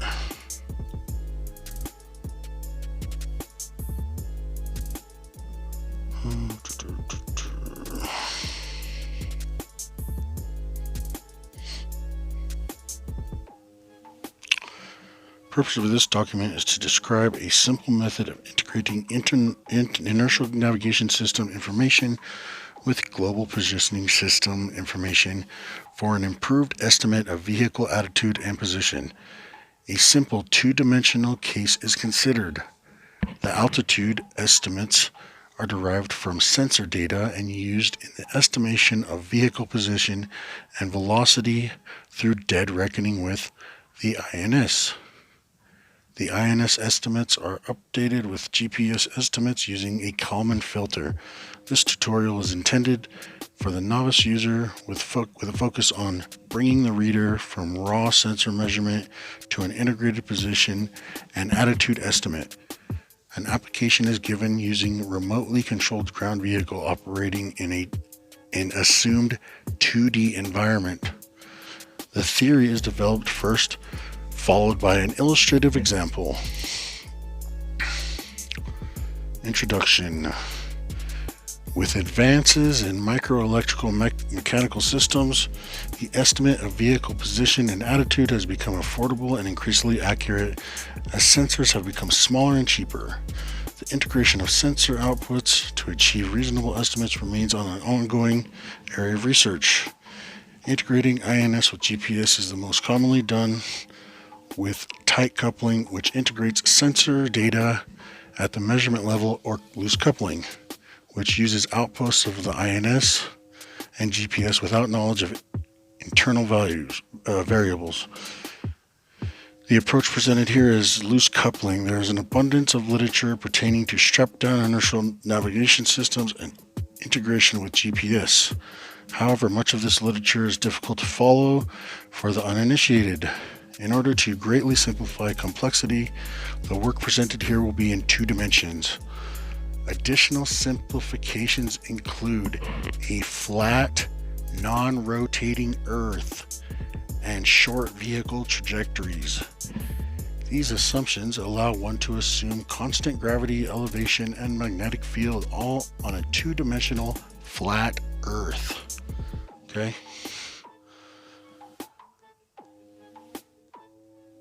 Yeah, here's your NASA number, NASA website.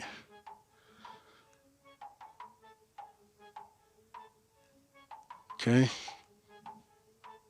And television, like the direct TV systems, all satellite systems, those balloons, we see those balloons. We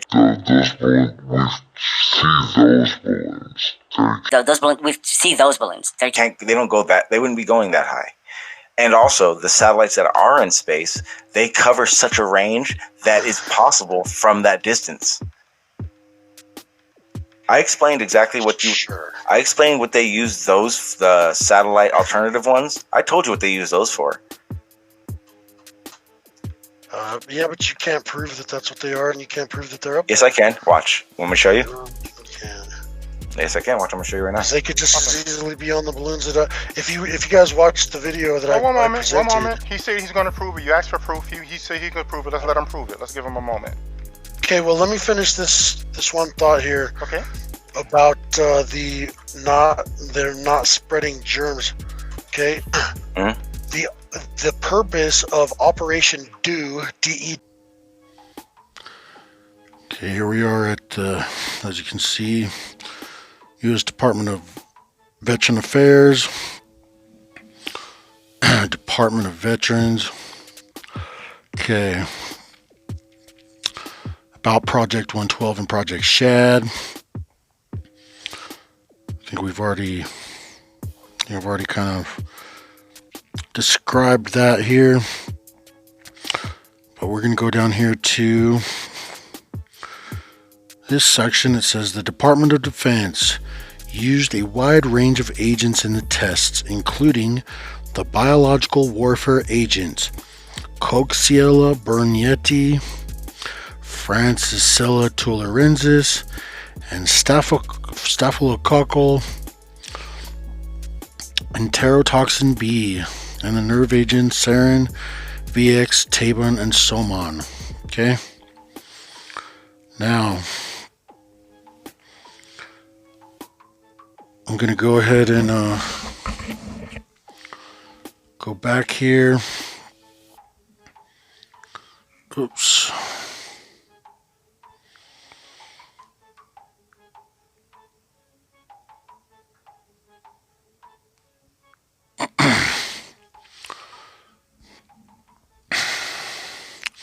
This is actually a different one that they used. I'll show that area in a minute. Since I'm already here, I'm going to read it. Venezuelan equine encephalitis virus is a mosquito-borne viral pathogen that causes Venezuelan equine encephalitis or encephalomyelitis.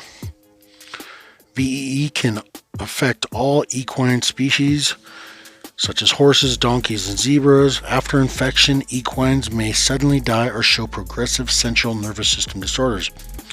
Humans also can contract this disease. Healthy adults who become infected by the virus may experience flu-like symptoms such as high fevers and headaches. People with weakened immune systems and the young and elderly can become severely ill or die from this disease. Says the virus that causes VEE is transmitted primarily by mosquitoes that bite an infected animal and then bite and feed on another animal or human. The speed with which the disease spreads depends on the subtype of the VEE virus and the density of mosquito population. Enzootic subtypes of VEE are diseases endemic to certain areas. Generally, these serotypes do not spread to other localities. Enzootic subtypes are associated with rodent-mosquito transmission cycle. These forms of virus can cause human illness, but generally do not affect equine health.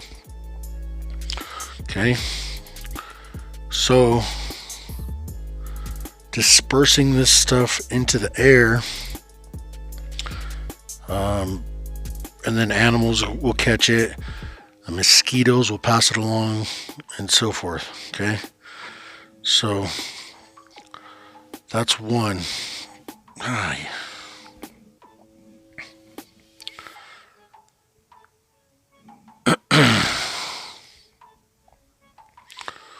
So we're going to look at the other ones that they listed on there. Coxiella burnetii.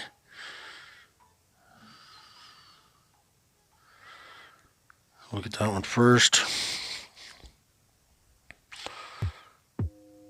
I know you guys don't like Wikipedia. So we'll look at CDC. How about that? I'm sure you guys love the CDC. Q fever is a disease caused by the bacteria Coxiella burnetii. This bacteria naturally infects some animals such as goats, sheep, and cattle. C. burnetii bacteria are also found in the birth products, i.e. placenta, amniotic fluid, urine, feces, and milk of infected animals. People can get infected by breathing in dust that has been contaminated by infected animals' feces, urine, milk, and birth products. Some people never get sick. However, those who do usually develop flu-like symptoms, including fever, chills, fatigue, and muscle pain. Let's see here. Transmission. People get infected. No thanks, CDC. People get infected by breathing in dust that has been contaminated by infected animals. Okay, we already read that. People may also get sick with Q fever by eating contaminated, unpasteurized dairy products. Rarely, Q fever has been spread through blood transfusion from a pregnant woman to her fetus or through sex. People at risk. Certain professions are at increased risk for exposure, including veterinarians, meat processing plant workers, dairy workers, livestock farmers, and researchers at facilities housing sheep and goats. People working in these areas may need to take extra precautions. Oh, they got a little meme here. Q fever is a flu-like sickness caused by the germ Coxiella burnetii. Goats, sheep, cows, and other animals carry the germ. Okay, so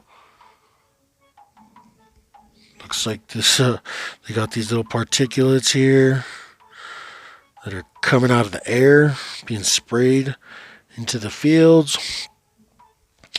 Animals spread the germ when they give birth. People who help animals give birth, such as farmers and veterinarians, have a higher chance of getting Q fever.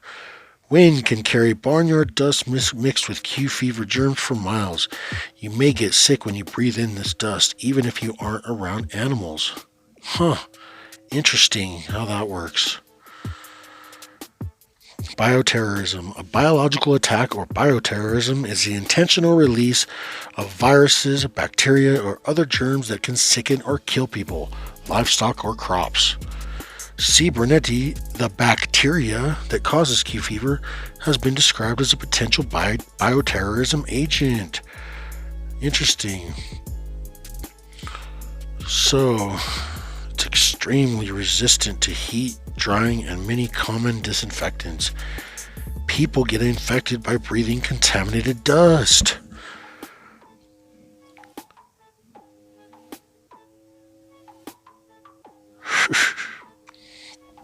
Okay, so there's that one. We'll go to another one here. One that actually has something to do with where I live. For example, Francisella tularensis. Okay, a lot of people haven't heard of this. I've heard of it because it's actually plagues the native rabbit population where I live. Okay, I'll go to the CDC one here. Maybe they'll give us another meme to look at. Tularemia, CDC. Tularemia. Oh, what do you know?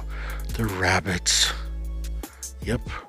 Tularemia is a disease that can affect animals and people. Rabbits, hares, and rodents are especially susceptible and often die in large numbers during outbreaks.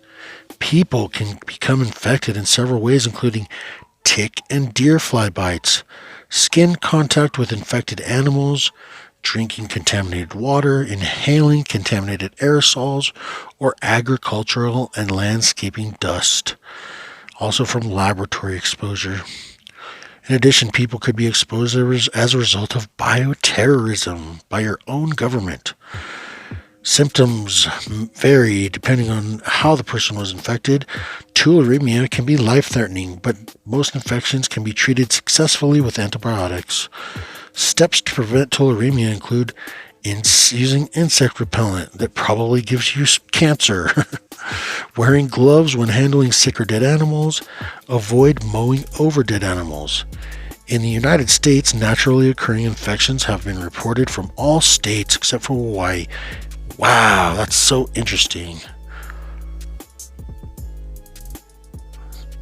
That's the meme they give you. Transmission. It's through ticks. Dog tick. The bacterium that causes tularemia is highly infectious and can enter the body through the skin, eyes, mouth, or lungs. Symptoms of infection vary depending on the route of entry. Usual sources of infection are described below. Transmission of tularemia from person to person has not been reported. Tick or deer fly bites.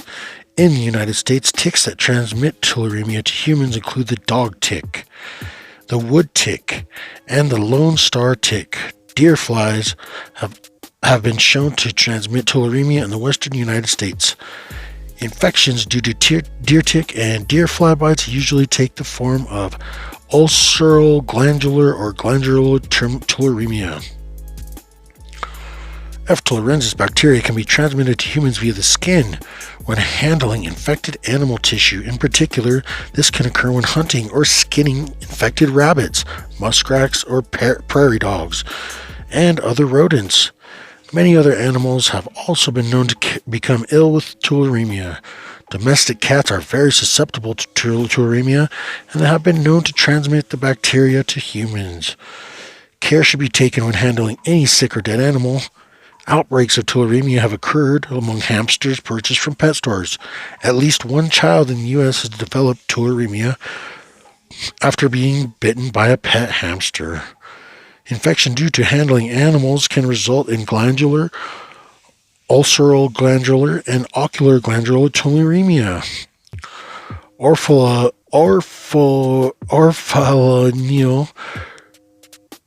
tularemia can result from eating undercooked meat of infected animals. Other exposures. Humans can acquire tularemia by inhaling dust or aerosols contaminated with F. tularensis bacteria.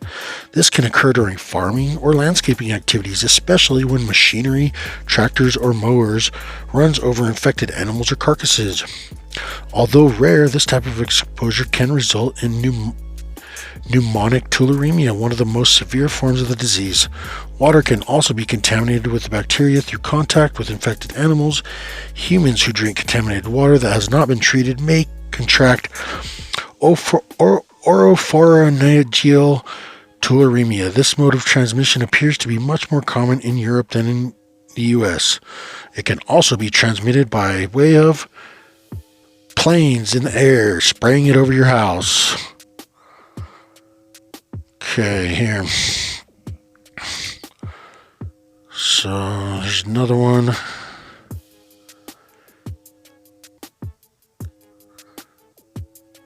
This one.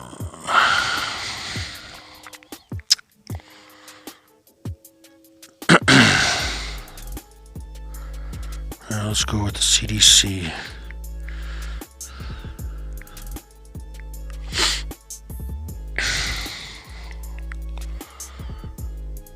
Laboratory exposure.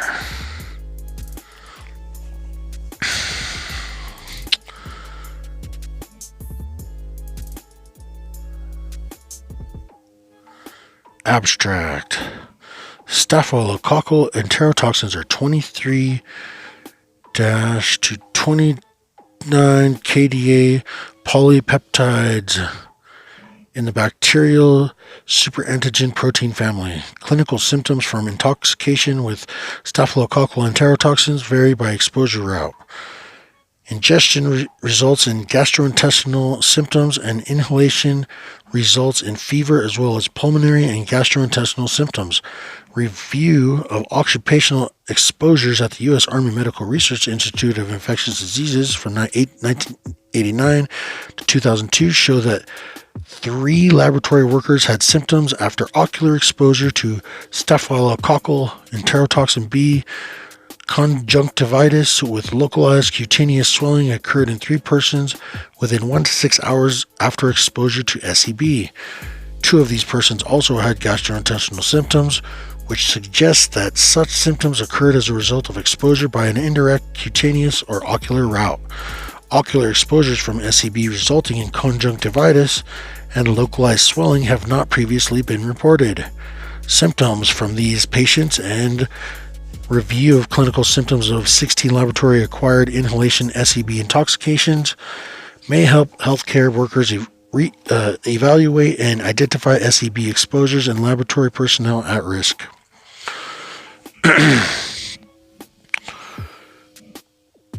So, after inhalation of SCB, clinical features include fever, respiratory complaints, cough, dyspnea, and retrosternal discomfort or chest pain, and gastrointestinal symptoms. Severe intoxication results in pulmonary edema, adult respiratory distress syndrome, shock, and death. Ingesting SCB may cause food poisoning within 1 to 6 hours of exposure, manifested as acute salivation, nausea, and vomiting, followed by abdominal cramps and diarrhea.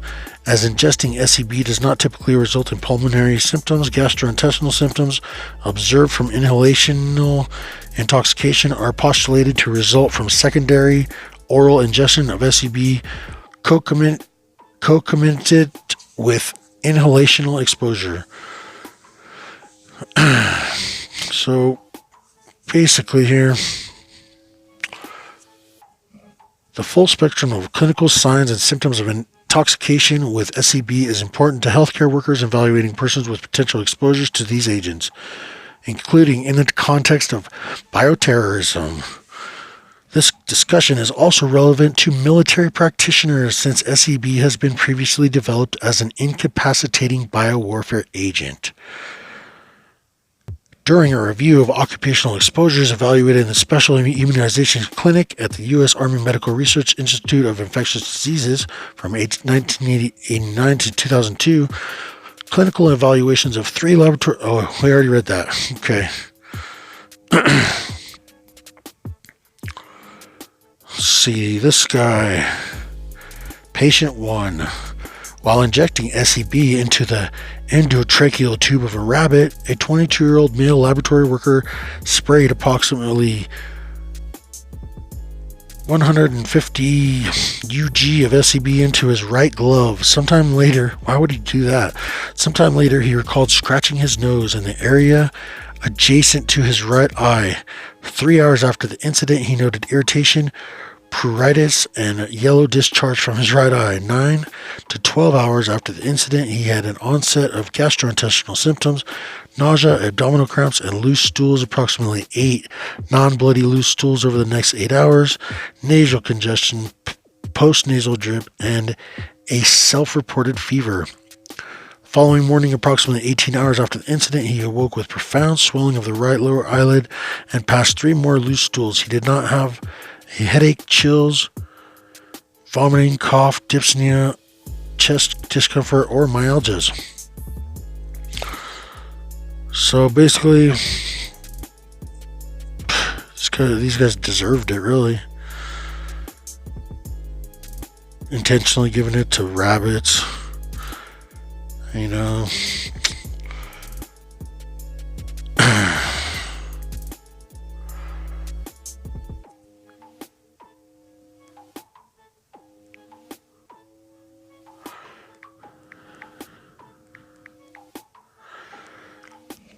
Aedes aegypti, yellow fever mosquito. Oh man, you guys don't like Wikipedia.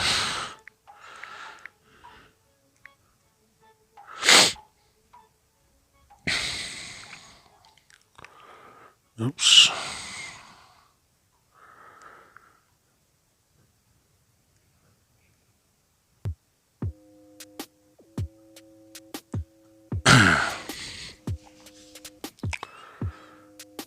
Dengue, spread through the bite of an infected mosquito. Dengue viruses are spread to people through the bite of an infected Aedes species aegypti or Albopictus mosquito. Dengue is common in more than 100 countries around the world. 40% of the world's population, about 3 billion people, live in areas with risk of dengue. Dengue is often a leading cause of illness in areas with risk. Transmission through mosquito bites. Dengue viruses are spread to people through the bites of infected Aedes species mosquitoes. These are the same type of mosquitoes that spread Zika and Chikungunya viruses. These mosquitoes typically lay eggs near standing water in containers that hold water like buckets, bowls, animal dishes, flower pots, and vases. These mosquitoes prefer to bite people and live both indoors and outdoors near people. Mosquitoes that spread dengue, chikungunya, and Zika bite during the day and night. Mosquitoes become infected when they bite a person infected with the virus. Infected mosquitoes can then spread the virus to other people through bites. Okay.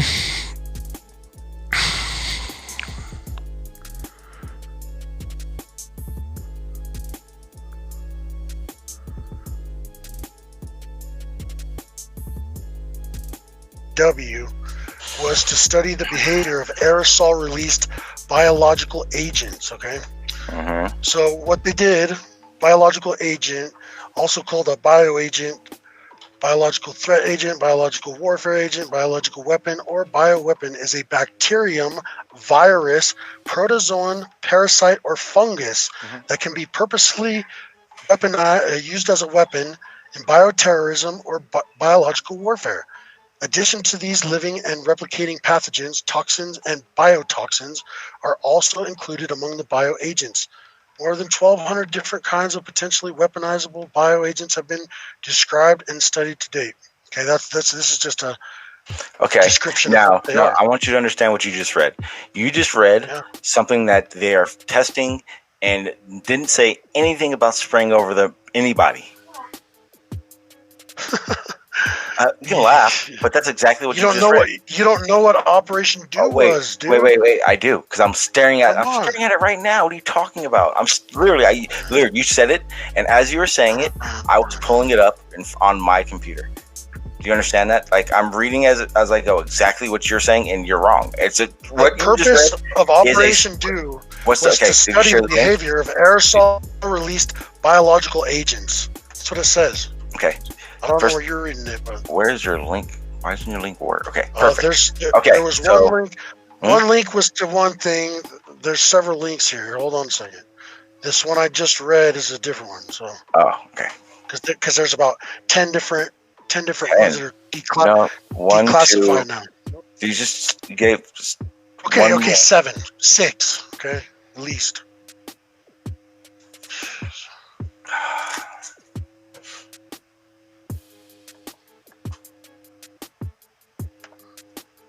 I mean, these are all on. These are. God, you guys are too much, man. So did he? And I didn't see that link, by the way. Is that the one, the Operation LAC that you put into the Hangout? That was one of them. What was the one you was reading just now? That's Operation Do. That's Operation Do. And there was Do 1 and Do 2. That's on Wikipedia too? Yeah. Is that the one in 1951 and 1952? Is that the one you're referring to in Wikipedia? There should have been two that I have left now, but. Well, I'll say first of all for the listeners. It's the same one, I think. First of all, for the listeners, I know that. Did I send the same one? Yeah. For the listeners, I know that Wikipedia is not the best source of information. That's one. But it does have references of there's things on this one's referenced by Encyclopedia Britannica. I don't know and Cambridge University Press. I don't know if you trust them or not, but okay, so I'm reading. So the first one you read, the Operation LAC. Zinc cadmium sulfide in that one. Yeah. Okay, so you read. The only time they've even done tests this was all in the 50s, mind you, was 6 simulated attacks over the San Francisco Bay Area. They used no bioparticulates. 1952, 5 trials conducted off the coast of South Carolina and Georgia under Operation Do. And concluded that a long-range aerosol clouds could obtain hundreds of miles of travel in a large area of coverage and demonstrated from the ground level air under certain meteorological conditions. So what they did is they put particulates into the air and they read them with the satellite to figure out how far it would go. They're testing to see if someone you wanted to use a chemical agent, if it could make it here and from how far away. And so, what is the definition? What's the definition of chemicals in the air? The third test. Yeah, I tried using that one too. Doesn't work. It was in 1957. The North Sea east coast of Britain was shown to have that large area covered particulates were feasibly under most meteorological conditions. Particulates. Remember the particulates you were talking about? The reason why you can't see 500-600 miles. Those are what they're talking about, not any biological particulates. I haven't seen anything that says biological particulates, and the fact that we're testing them at all. Let me go to Operation. I'll go to Operation Do. Hey, just to speak on Wikipedia, did you know that Bill Clinton raised pet swans on the White House grounds? Yeah, he did. Well, he did for about 5 minutes until they deleted my my submission. Mm-hmm. But at one point, he did. These are from FOIA requests. They're declassified. Okay. Like I was saying, this all stemmed from Operation Shad, in which a bunch of people that were on ships that were dispersing this stuff with off of the back of ships with these big fans. Well, not all of them, but a lot of them came down with cancers and different shit later on in life. The VA refused to give them medical that they needed, and so a special, what was it? I think it was like CBS or NBC News special, investigated it, and this guy uncovered a bunch of records, and there was a congressional hearing that they had to get a congressional committee and all kinds of shits. I mean, not only that, but wait, are you talking about people in St. Louis? There was the congressional hearing in the 1970s? No, it was like 1990, 92, 1994, maybe. If it was in 92, it was the react of the MMOD. And you're like just ranting. First, hang on. In 1961, the Kennedy administration, led by Secretary McNamara, undertook a broad review of defense programs, numbering more than 150 different management initiatives. During this period, there were serious and legitimate concerns about the Soviet Union's chemical and biological warfare program. The tests were not conducted to evaluate the effects of dangerous agents on people. As such, they were not medical tests, but were operational tests of warfighting capability. In some cases, there was spraying of agent in the air. In other cases, at more near range. Half of the tests were maybe a little less than half used live agents and roughly half used simulants. These operational tests were conducted over land as well as at sea and included locations in the United States, the United Kingdom, and Canada. Our best estimate today is that roughly 5,000 service members were involved in the sea-based tests and roughly 500 in the land-based tests. We do know that some civilians were exposed in tests that occurred in Hawaii, possibly in Alaska, and possibly in Florida.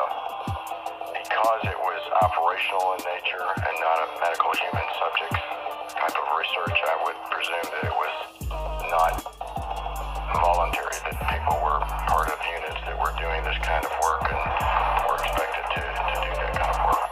The department has worked diligently to release the medical relevant facts about this testing and to ensure that the VA has the information it needs to respond to questions and benefit claims from veterans. We're on track to meet our stated promise of having all relevant information released by spring of 03. I'm optimistic that, barring any unforeseen problems, we'll have concluded the effort far in advance of that time. Our guys knew that we were going into a cloud. We knew what we were inoculated for, and we knew that we had safety precautions to take because it could be deadly if we didn't follow them. The crews on the Herbert J. Thomas did not know that. The so-called harmless gases released on board the Herbert J. Thomas in the winter of 1966 off Point Loma weren't so harmless. It was BG, Bacillus globicii, a precursor to anthrax. They did not know that they were in any kind of a test. The tests in San Diego were just a small part of a top-secret program that exposed thousands of servicemen to live pathogens. And I know that when you take live pathogens into a human being, that they're going to cause some type of a reaction. Meet Jack Alderson, a man who worked inside the top-secret operation called Project 112 Shad.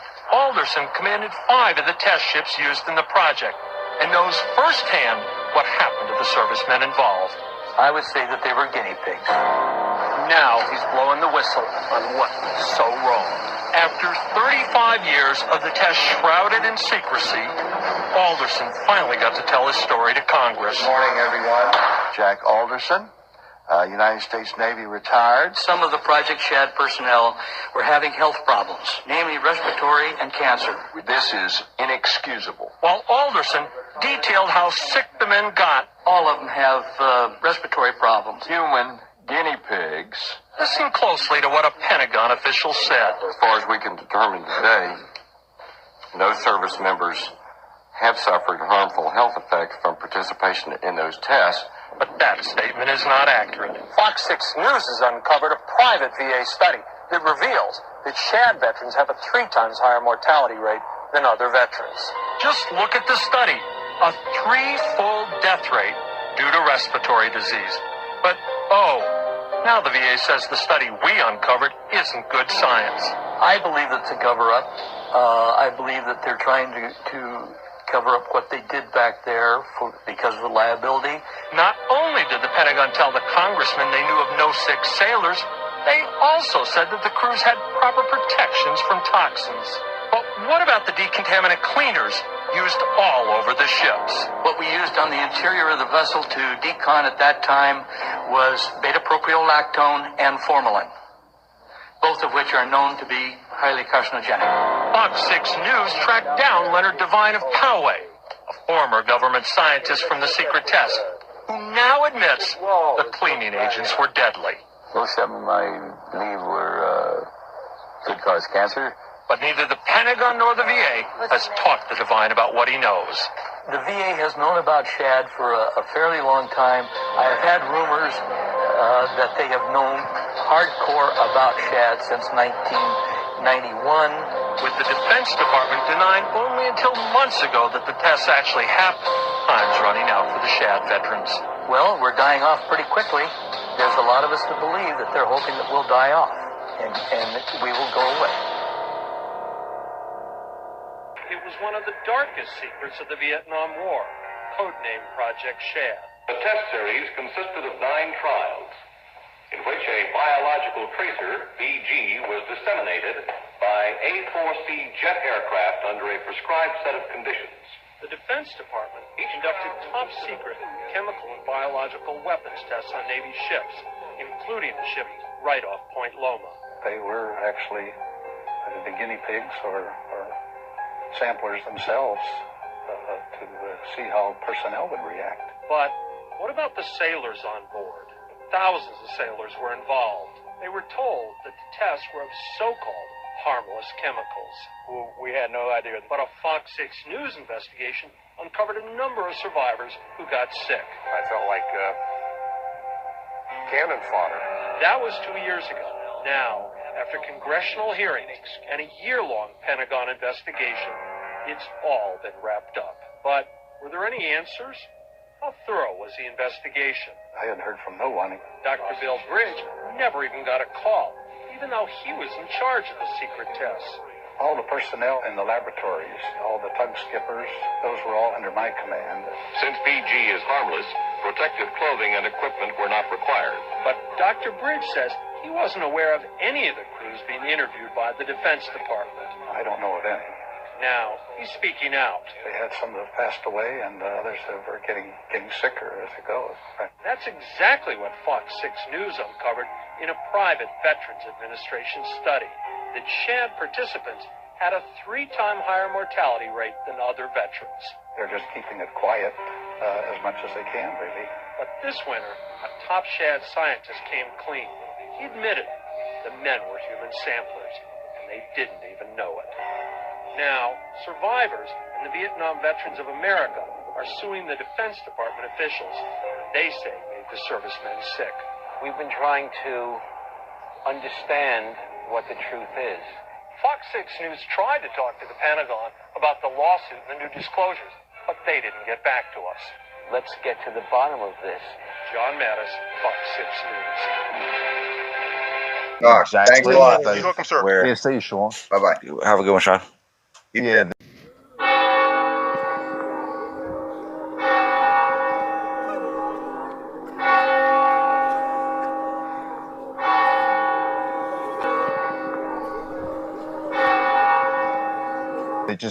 They just say from that one. Yeah, that's a pathogen. Now I'm getting that from Wikipedia, so it might not be accurate, but I just heard Operation Sea Space, so I thought I'd just Google it, and that's what I've sort of found on Wikipedia. I'm not saying it's accurate, but I just because you know a lot more about this sort of thing. I didn't see that. Well, I didn't see that one in what I was reading. I mean, I read that whole damn Wikipedia. Maybe it was a different one. Yeah, maybe, mate. Maybe I'm not too sure. But I'm trying to find it real quick. Yeah. Or if you share the link. Where are we here? I'll just go to copy. Oh, I'm on. And by the way, if I may interject momentarily, I didn't want to. YouTube track. Sorry, Daryl. I didn't want to.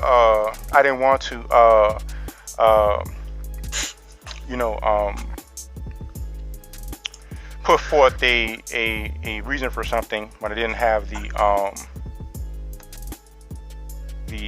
data to back it up. So going back to the question you asked, how does the Hammurabi differentiate between clouds and stuff like that? And I say, well, it looks in typhoons and stuff, and I say, well, it looks like they're using the MSAT, because they are using the MSAT with the for the DCP. This link right here shows exactly how the Hammurabi carries out that function when it does. Give me a moment, I'll show the. Yeah, I've seen it.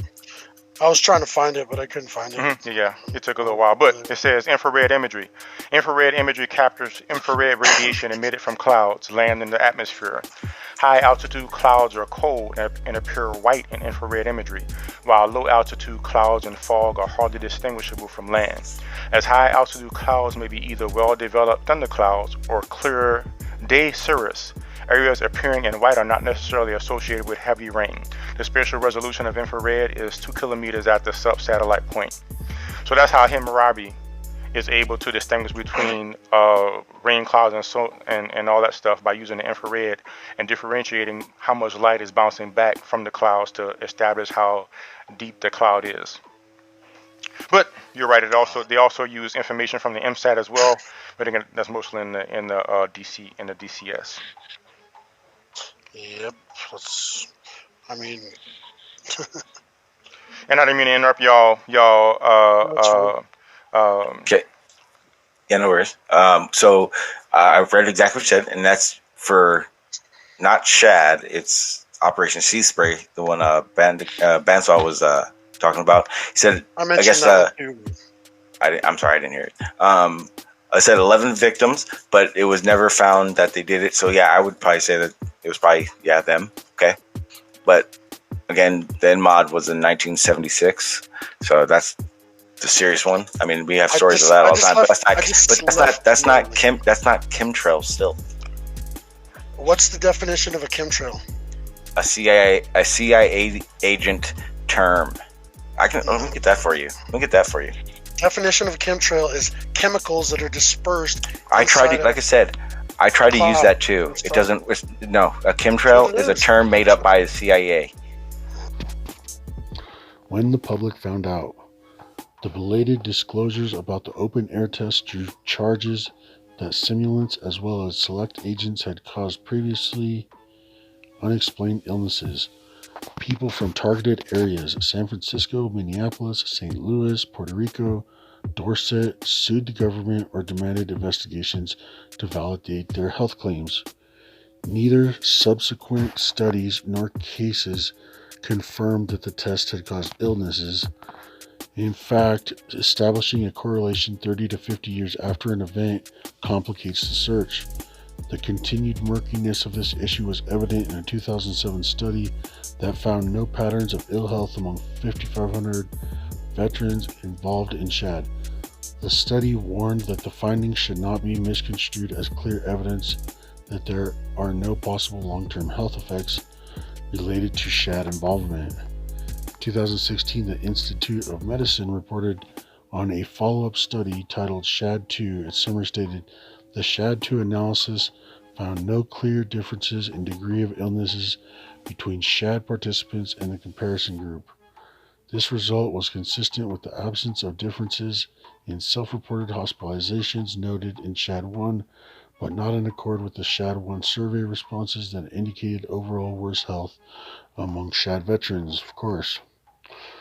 This assessment will likely not satisfy skeptics. Available evidence appears unable to prove absolutely that the SHAD project did or did not affect participants' health. Barring surprise revelations, the passage of time will further diminish the opportunity to access the information about a long past event. Documents are lost or destroyed, memories fade, and key people are no longer reachable. Even with documents in hand that recapitulate an event, they are unlikely to convey the full context of a 50-year-old experience. Societal values change over time, and behaviors once considered acceptable are now deemed objectionable. Which certainly has been the case of research involving human subjects. Evolving ethical norms. The 1947 trial verdict against German doctors who conducted ghastly experiments on concentration camp prisoners included a section known as the Nuremberg Code. A key tenet of the code holds that experiments on human subjects require their informed consent. Although the Nuremberg Code was adopted by the U.S. military, its implementation evolved over time. When the Army began open-air biological testing in 1949, the code seemed a little concerned to the testers or to their commanders. They presumed the test agents to be harmless, and the millions of people exposed were not deemed experimental subjects. Both suppositions are debatable, but at that time challenging authority was less cultural norm than in subsequent decades. In the 1970s, the public learned that other governmental agencies had also been performing experiments on unwitting subjects. The U.S. Public Health Service had given fake medicine to hundreds of syphilitic black men, and the Central Intelligence Agency had laced the drinks of unsuspecting people with mind-altering chemicals.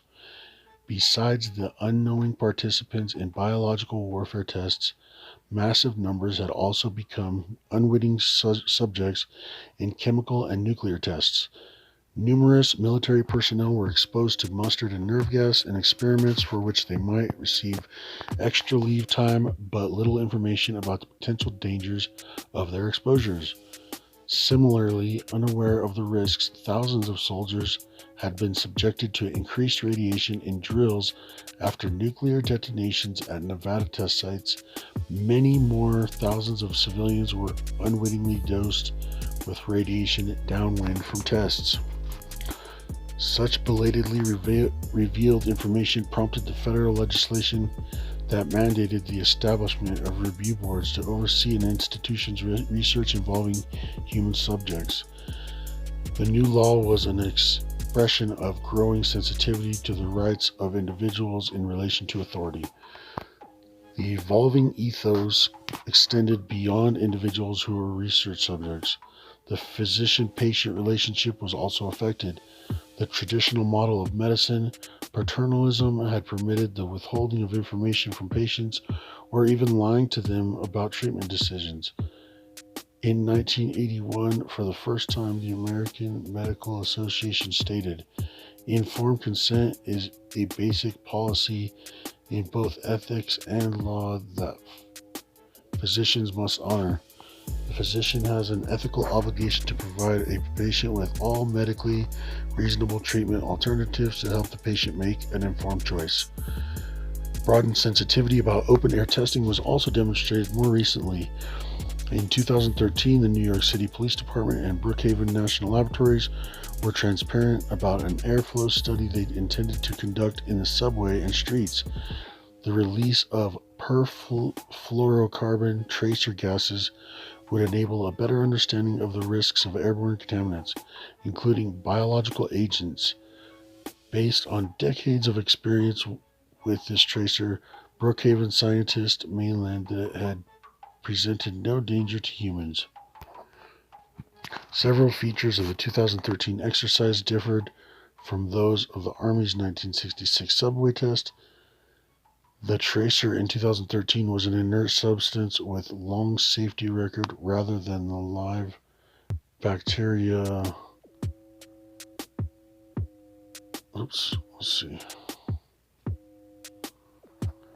Live bacteria B. globicii, which were used in 1966. Those bacteria, while relatively harmless, posed a danger to individuals with weakened immune systems or who were otherwise in poor health.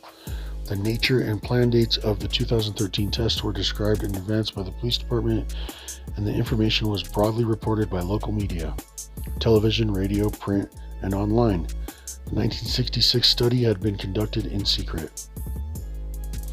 By informing the police in advance of the 2013 exercise, authorities could respond to people's questions about the conduct, goals, and safety of the tests. Few individuals raised concerns, and the tests were conducted without protest. The cultural shift since the Army's earlier testing program was evident in a statement by a police department spokesman. There was never any thought of conducting the tests without announcing them in advance. Yeah, sure.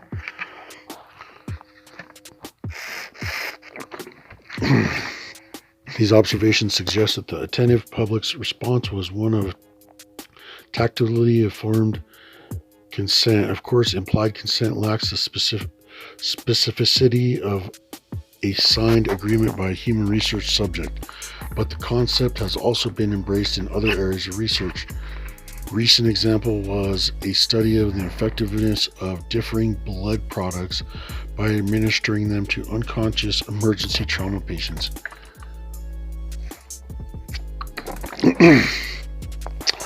Unlike the Army's secret tests, authorities in 2013 offered full and frank disclosures in advance of the subway exercise.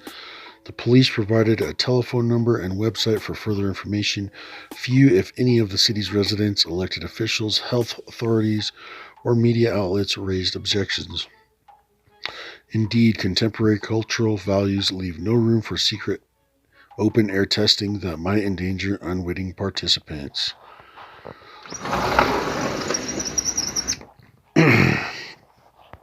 Unpredictable path of a disease outbreak. The unintended consequences of biological warfare testing are a subset of uncertain outcomes of disease outbreaks in general. Flawed assumptions about the nature and extent of epidemics have often led to erroneous predictions. Nowhere is this better illustrated than with the recent Ebola experience in Africa.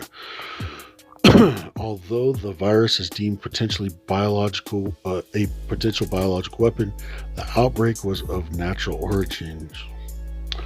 The Ebola virus was first identified as a disease agent in 1976 when it infected 318 victims in Zaire, 280 of whom died. Occasional Ebola outbreaks later occurred in other African countries, though the number of infected individuals never exceeded a few hundred in a single year. In mid-2014, as if from nowhere, Ebola cases began to multiply in Guinea, Sierra Leone, and Liberia. Additional cases were reported elsewhere in Africa and in Spain, Italy, the United Kingdom, and the United States. The initial medical response by the World Health Organization was inadequate and chaotic. By September, the U.S. Centers for Disease Control and Prevention estimated that in Sierra Leone and Liberia, at least 8,000 Ebola cases had developed in the previous 6 months. The disease seemed on a rampage, and the CDC made this startling assessment. Without additional interventions or changes in community behavior, CDC estimates that by January 20th, 2015, there will be a total of approximately 550,000 Ebola cases in Liberia and Sierra Leone, or 1.4 million if corrections for underreporting are made. Yet, soon after this forecast, the number of new Ebola infections dwindled dramatically. By January 20th, 2015, rather than the predicted 500,000 or 1.4 million. It's a big gap there, 500,000 to 1.4. The actual number of cases was about 21,000. Neither additional interventions nor changes in the community behavior in the last 3 months of 2014 could explain the enormous gap between the projected and real numbers of Ebola cases.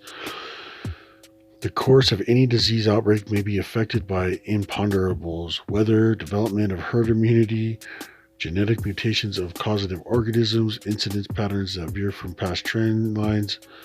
The reasons for unexpected drop in additional Ebola cases were not clear, except for a slight increase of new cases in June 2015. The downward trend continued throughout that year.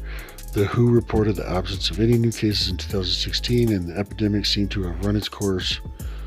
The grand total of Ebola cases in 2014 and 15 was 28,542, including 11,299 deaths. Conclusion. Large sections of available reports on British and American open-air biological warfare tests have been redacted.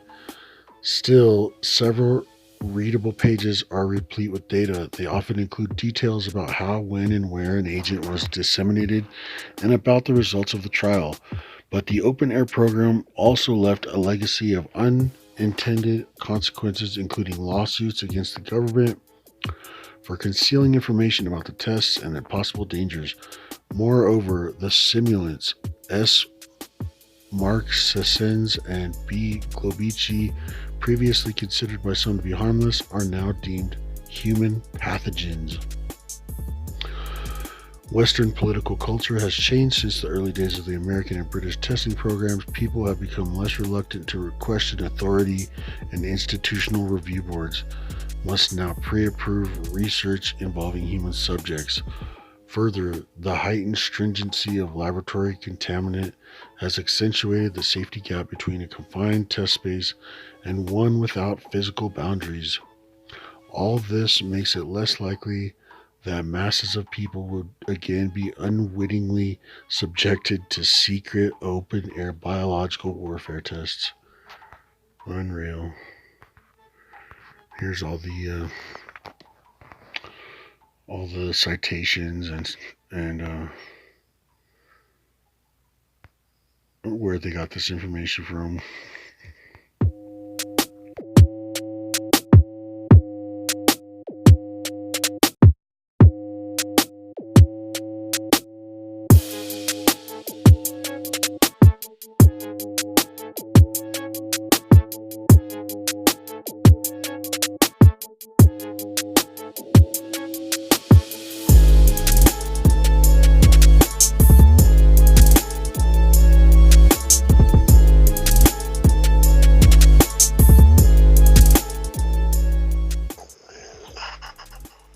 I'll show you right now.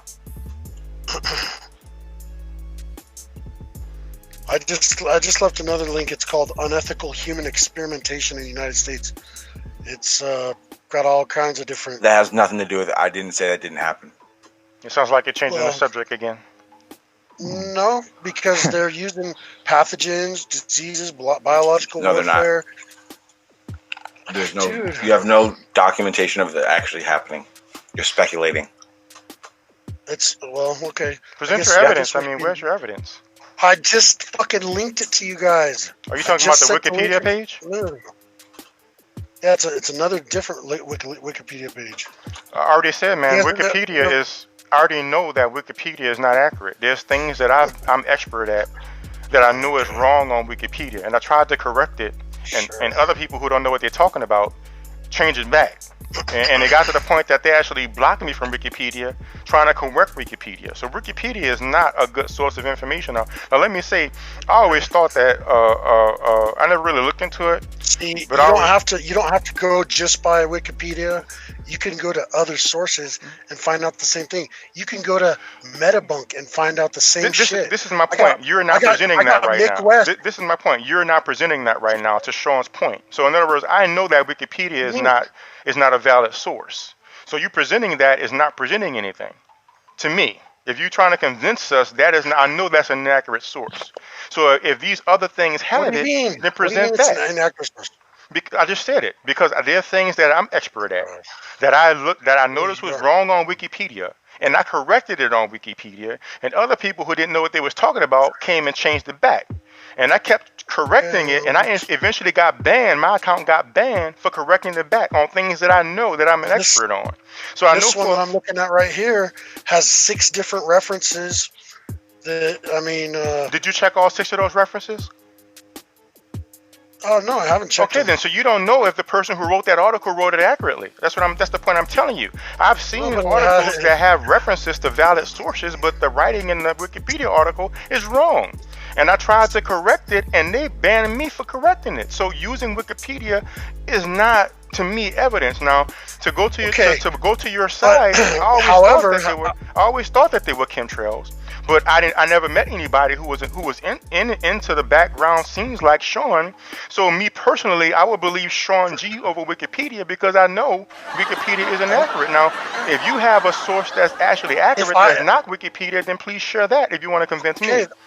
I'm trying to show you. I'm trying to share with you things to look into for your own personal knowledge. Okay. Now, here's one. 1950, in order to conduct a simulation of biological warfare attack, the U.S. Navy sprayed large quantities of the bacteria Serratia marcescens, which is a Can you show what you're reading? Species of rock. Yeah, I know you. Sure. Let me read it. Let me read it, and I'll share. Okay. Is there any problem with simply giving us the link first so we could read along with you and the people watching can read along with you? I mean, we talked about that before. Just share the link. It only takes a moment. Just right there in the Hangout, and I can post it so people can see. All right. Well, I already posted it. Which one? I only see Wikipedia links. I'll be right back in 2.5 seconds. Okay. Wikipedia links. I'll be right back in 2.5 seconds. Okay. Wikipedia links. I'll be right back in 2.5 seconds. Okay.